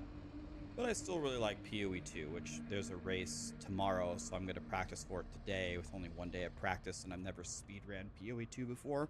Chances of me winning are close to 0 on any class, but I will try, so we'll get in there and give it the good old Boy Scout try.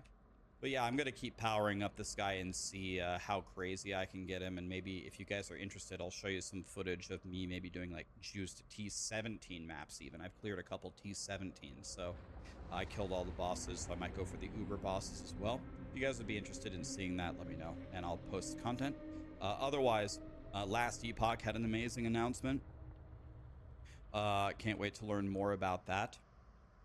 And yeah, I think it's going to be a good time to be an ARPG fan because we have the PoE event going on right now. We got the PoE 2 races. This is not what we came for anymore. I don't really like the idols. I don't like not having the control. It sucks. Makes it feel like I'm doing a lot of stuff that isn't worth it at all. And I'm not doing the stuff I find fun. Right? Because I don't mind if I like the content that is not very worth it. If I haven't spec'd into it yet, I haven't unlocked it yet fully or whatever. But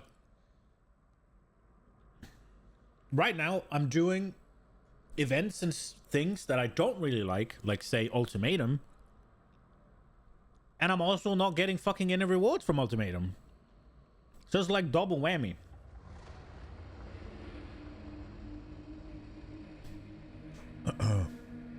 Right. Okay.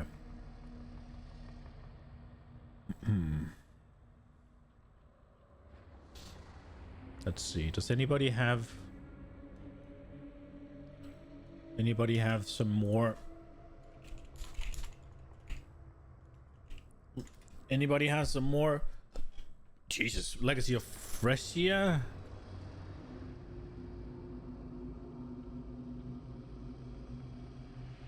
takes that isn't just fucking yapping for the sake of making a video because you're doing ARPGs and there's nothing happening right now?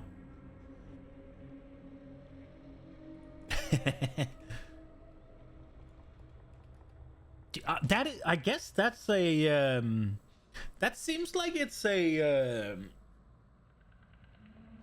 that seems like it's a thing I have to overcome. The wall that is... Why would you want to listen to me talk about this? It's so minor or nothing. If I am gonna play games like Path of Exile and Diablo 4, I guess I have to overcome that wall. Considered Hex Blast? Is that the one that does more damage the more curses or hexes are on there or consumes them? I don't think that's cool. Really bonker scaling. And can be done as a scavenger. The only things that kind of interested me with this, with the they play it as mines currently. Oh, you're popping in so many things that I'm not interested in. Fucking mines?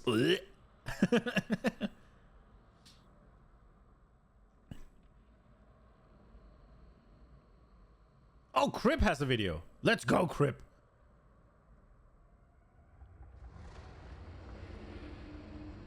Auto trigger, so it's basically just point and cast. Dude, I was playing Righteous Fire with fire mines. You throw that little thing down and it just goes poof, poof, poof. No.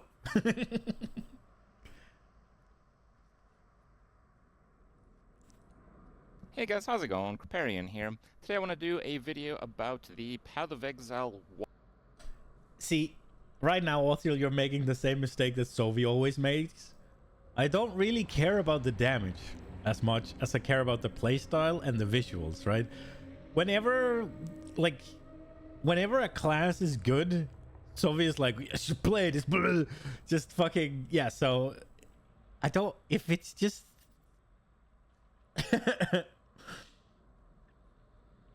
That's how a true PoE player is supposed to be. I'm a little bit of a deviant here, I guess. It's like just fucking what like was it? Oh, what the fuck was it? It was some... It's every time something is meta, then Sovi think I should reroll to it in WoW because it does a lot of damage and therefore it must be fun. It's like, that's not how it fucking works. Dude, the strength stacking Mjolnir is peak. Dude, I tried fucking so many iterations of the Mjolnir build to get it to work. And I ended up having like Mage Blood and Squire and fucking all those things doing 3 million damage, being moderately tanky. One announcement. Now, I know a lot of you guys have actually started on the Path of Exile train because of Path of Exile 2. A lot of you guys are actually waiting for that moment where it's like a full game reset, as if, and you guys can, you know, start to take on this game in its second franchise that was so highly talked about in the past, though in the past maybe it just seemed a bit too intimidating for whatever reason. Now, Path of Exile guys, they gave us an announcement that was probably one of the most disappointing, actually it was definitely the most disappointing one that we have heard, and it has to do with the fact that they have delayed Path of Exile 1 leagues. So I thought I would kind of backtrack a little bit, give you guys some information on how the leagues work and why the game has been successful to this date, because I have been playing Path of Exile 1. I've only skipped a couple of leagues, maybe like 6 or 7 years ago, just the timing was really bad. But more or less, I have been playing every single league for over 10 years since the game was first playable in, I think it was closed beta at the time when you had to get like the Kiwi supporter packs. So back then, Path of Exile was a game that was developed by very few people, and a lot of those very few people still work on Path of Exile 2 today, which is why I have been so hopeful for the game. And they made the system fairly shortly after launch, where they get a new league, a season reset, a new major mechanic, along with significant balance changes every 3 to 4 months to encourage you guys to try to make like a new character, explore the new content. And it was a mix where you would kind of take the knowledge that was still somewhat valuable from the previous time you played Path of Exile, adapt it to the new version of the game, and you know, you could make a pretty good character each time, but because there were new challenges, there was like an X factor. So there was this period of discovery where you try to figure out your build, try to figure out your character, and try to figure out the new content that they challenged you with. And this was a pretty fun experience, which resulted in Path of Exile more or less on an upward growth trend consistently over a decade, which is why the game is so good, honestly, and has been received so well, especially in recent years. It's largely why a lot of people were excited about Path of Exile 2.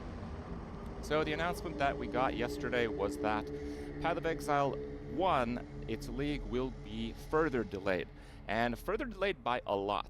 Basically, instead of it being rolled out every 3 to 4 months, it has been like, I don't know, 7 or 8 months or something since the last one, because they've actually had to cannibalize their Path of Exile 1 team in order to get Path of Exile 2 out the door. God damn it, this was not the video I thought it was. I thought he was going to talk about the player base, not the delay.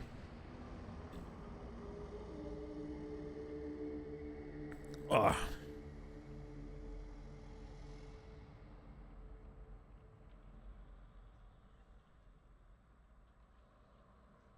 What the fuck should we watch?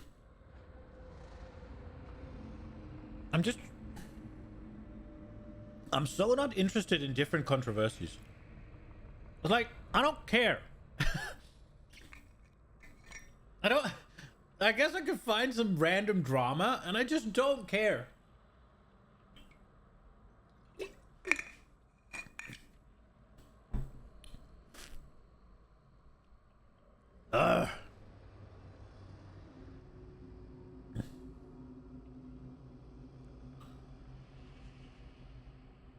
Okay, so have you... Okay, we got a few things to talk about. Are you just yapping about something here, is the or... next major Let's try update this. coming for Path of Exile 2. They're starting to put some teasers out, including 2 new unique items that they have posted. They're coming to the game with that update. They also mentioned in a previous post about some of the more major points that they are trying to focus on as some of the biggest problems for Path of Exile 2 right now. There is a free cosmetic you can earn in Path of Exile 2. Actually, I'm eligible for it. You can watch my live stream today. I'll be live as of the posting of this video, and you'll get a free cloak in Path of Exile 2 if you watch That's for a number over. of hours and link your account on the Twitch down below. All that and more, let's go ahead and dig into what I expect to come in the next major update.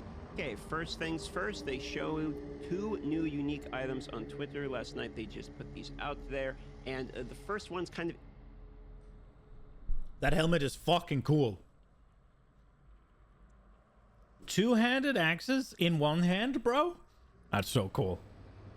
interesting. First of all, this sort of looks like the Gladiator helmet, if you've seen the artwork for the Gladiator in the game. And if you look at this, armor and evasion. Okay, so it is a hybrid base.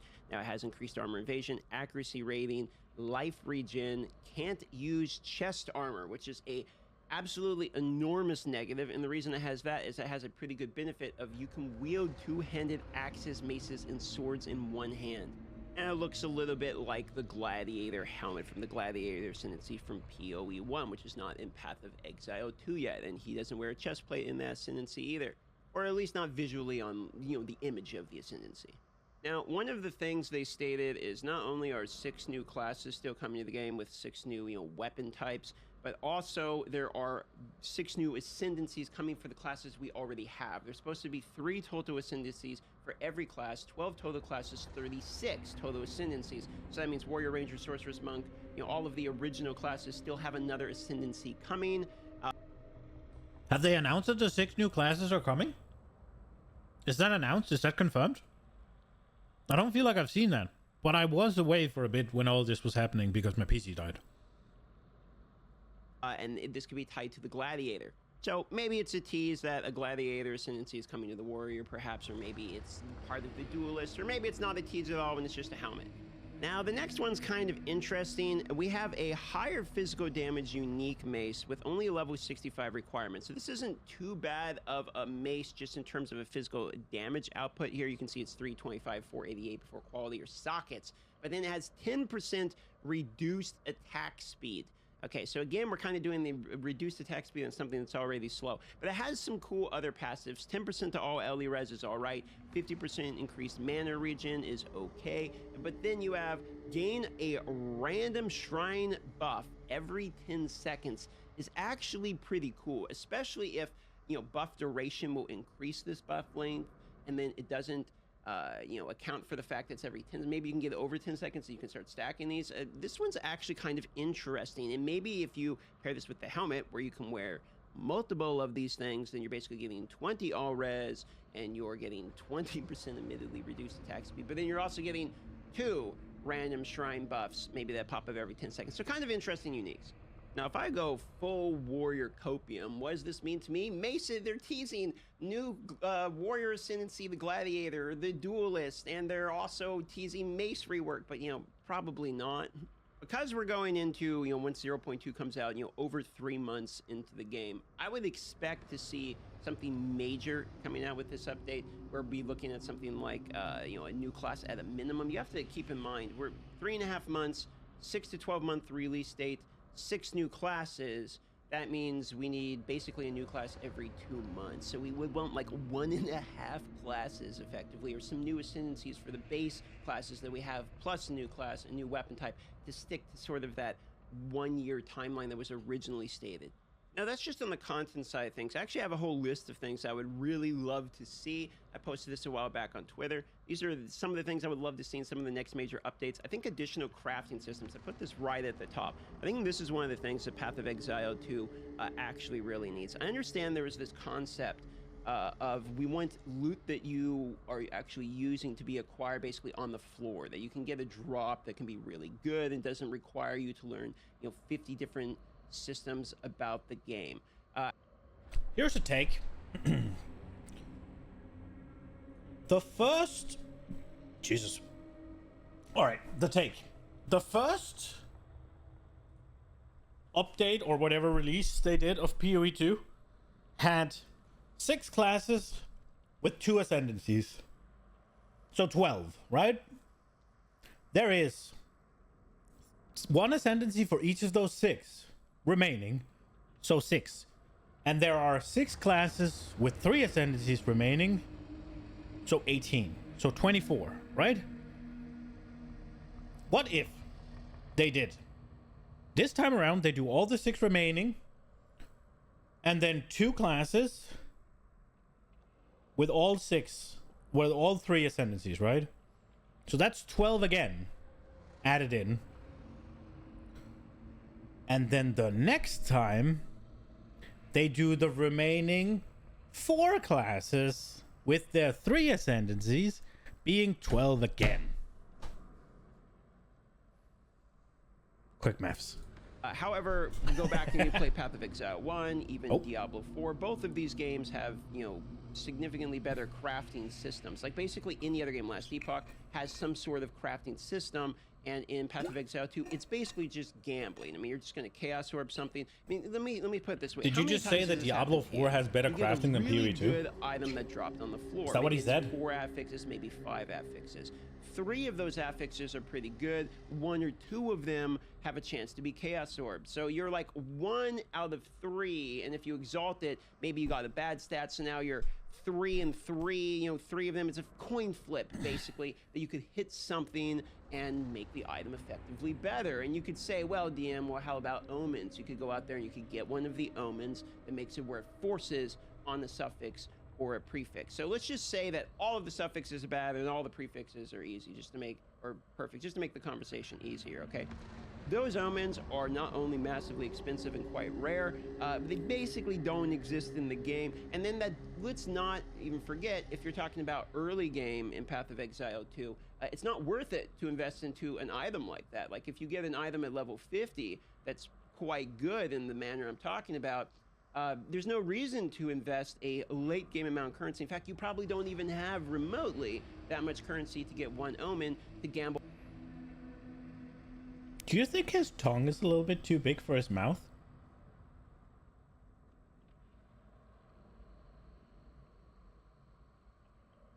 Is that why? Do you think?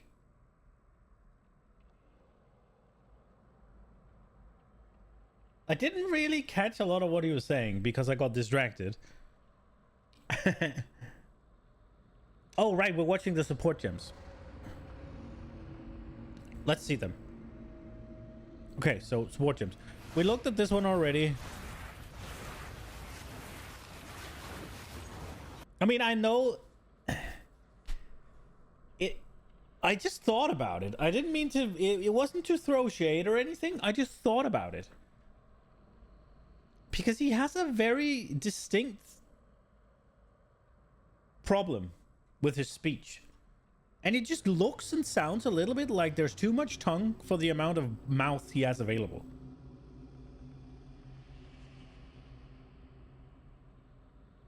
I'm not trying to throw shade or anything. I'm just curious. Right, so deranged we already looked at. Volcanic eruption. So supported strikes trigger volcanic eruption on hitting ignited enemies. So it has AoE projectile. Okay. So it'll do an AoE with projectiles up. By the looks of it, yeah. And then we have Embitter. If supporter skills would gain extra damage of any other type, they gain extra cold damage instead. You just said what we're all thinking. I mean, yeah, I don't know. I don't think it's I mean, maybe it bothers him, but I don't think it's like, if you're a content creator, you're putting yourself out there, you know that there's going to be some questions about it. That's kind of cool. It's a little bit weird, right? Because is that really going to... Are you really gonna spend a support gem slot for that? It doesn't add any damage. You're still gaining the extra damage. You're just making it cold instead. I guess you could scale the cold better, but can you scale that amount of extra cold you would get higher than just a good support gem? Like, why would you use this?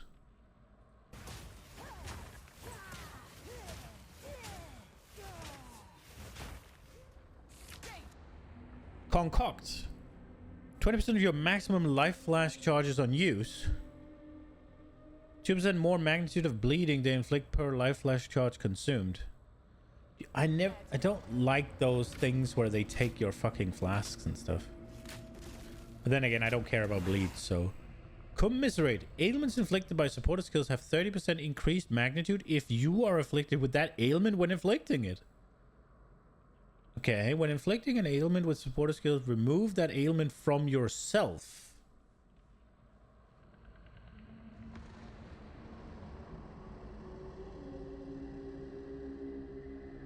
Huh.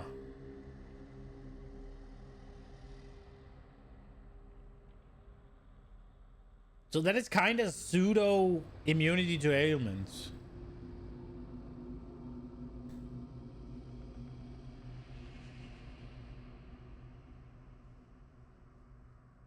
Now later down the line where you have a bunch of things that says you are whatever, then that's a massive source of magnitude.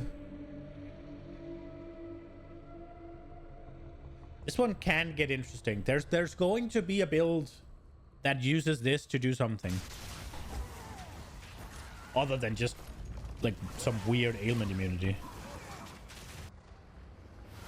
And then it starts over. Okay. Not really. Those weren't that cool, if I'm being honest.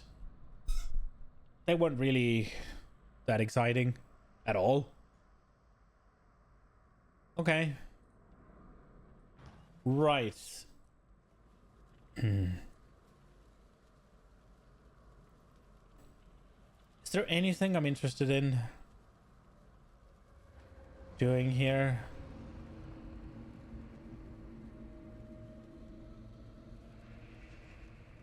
Or do we just swap games again? I can definitely see the Ancestral Defiance and the Petrified Blood power and that.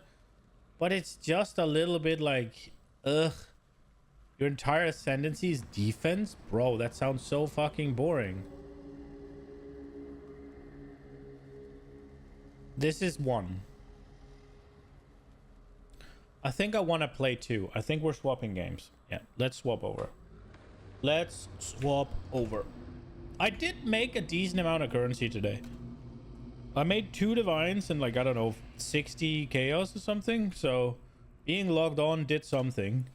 But I'd need to be interested in some sort of build. And there's just not really anything right now that kind of tickles my pickle.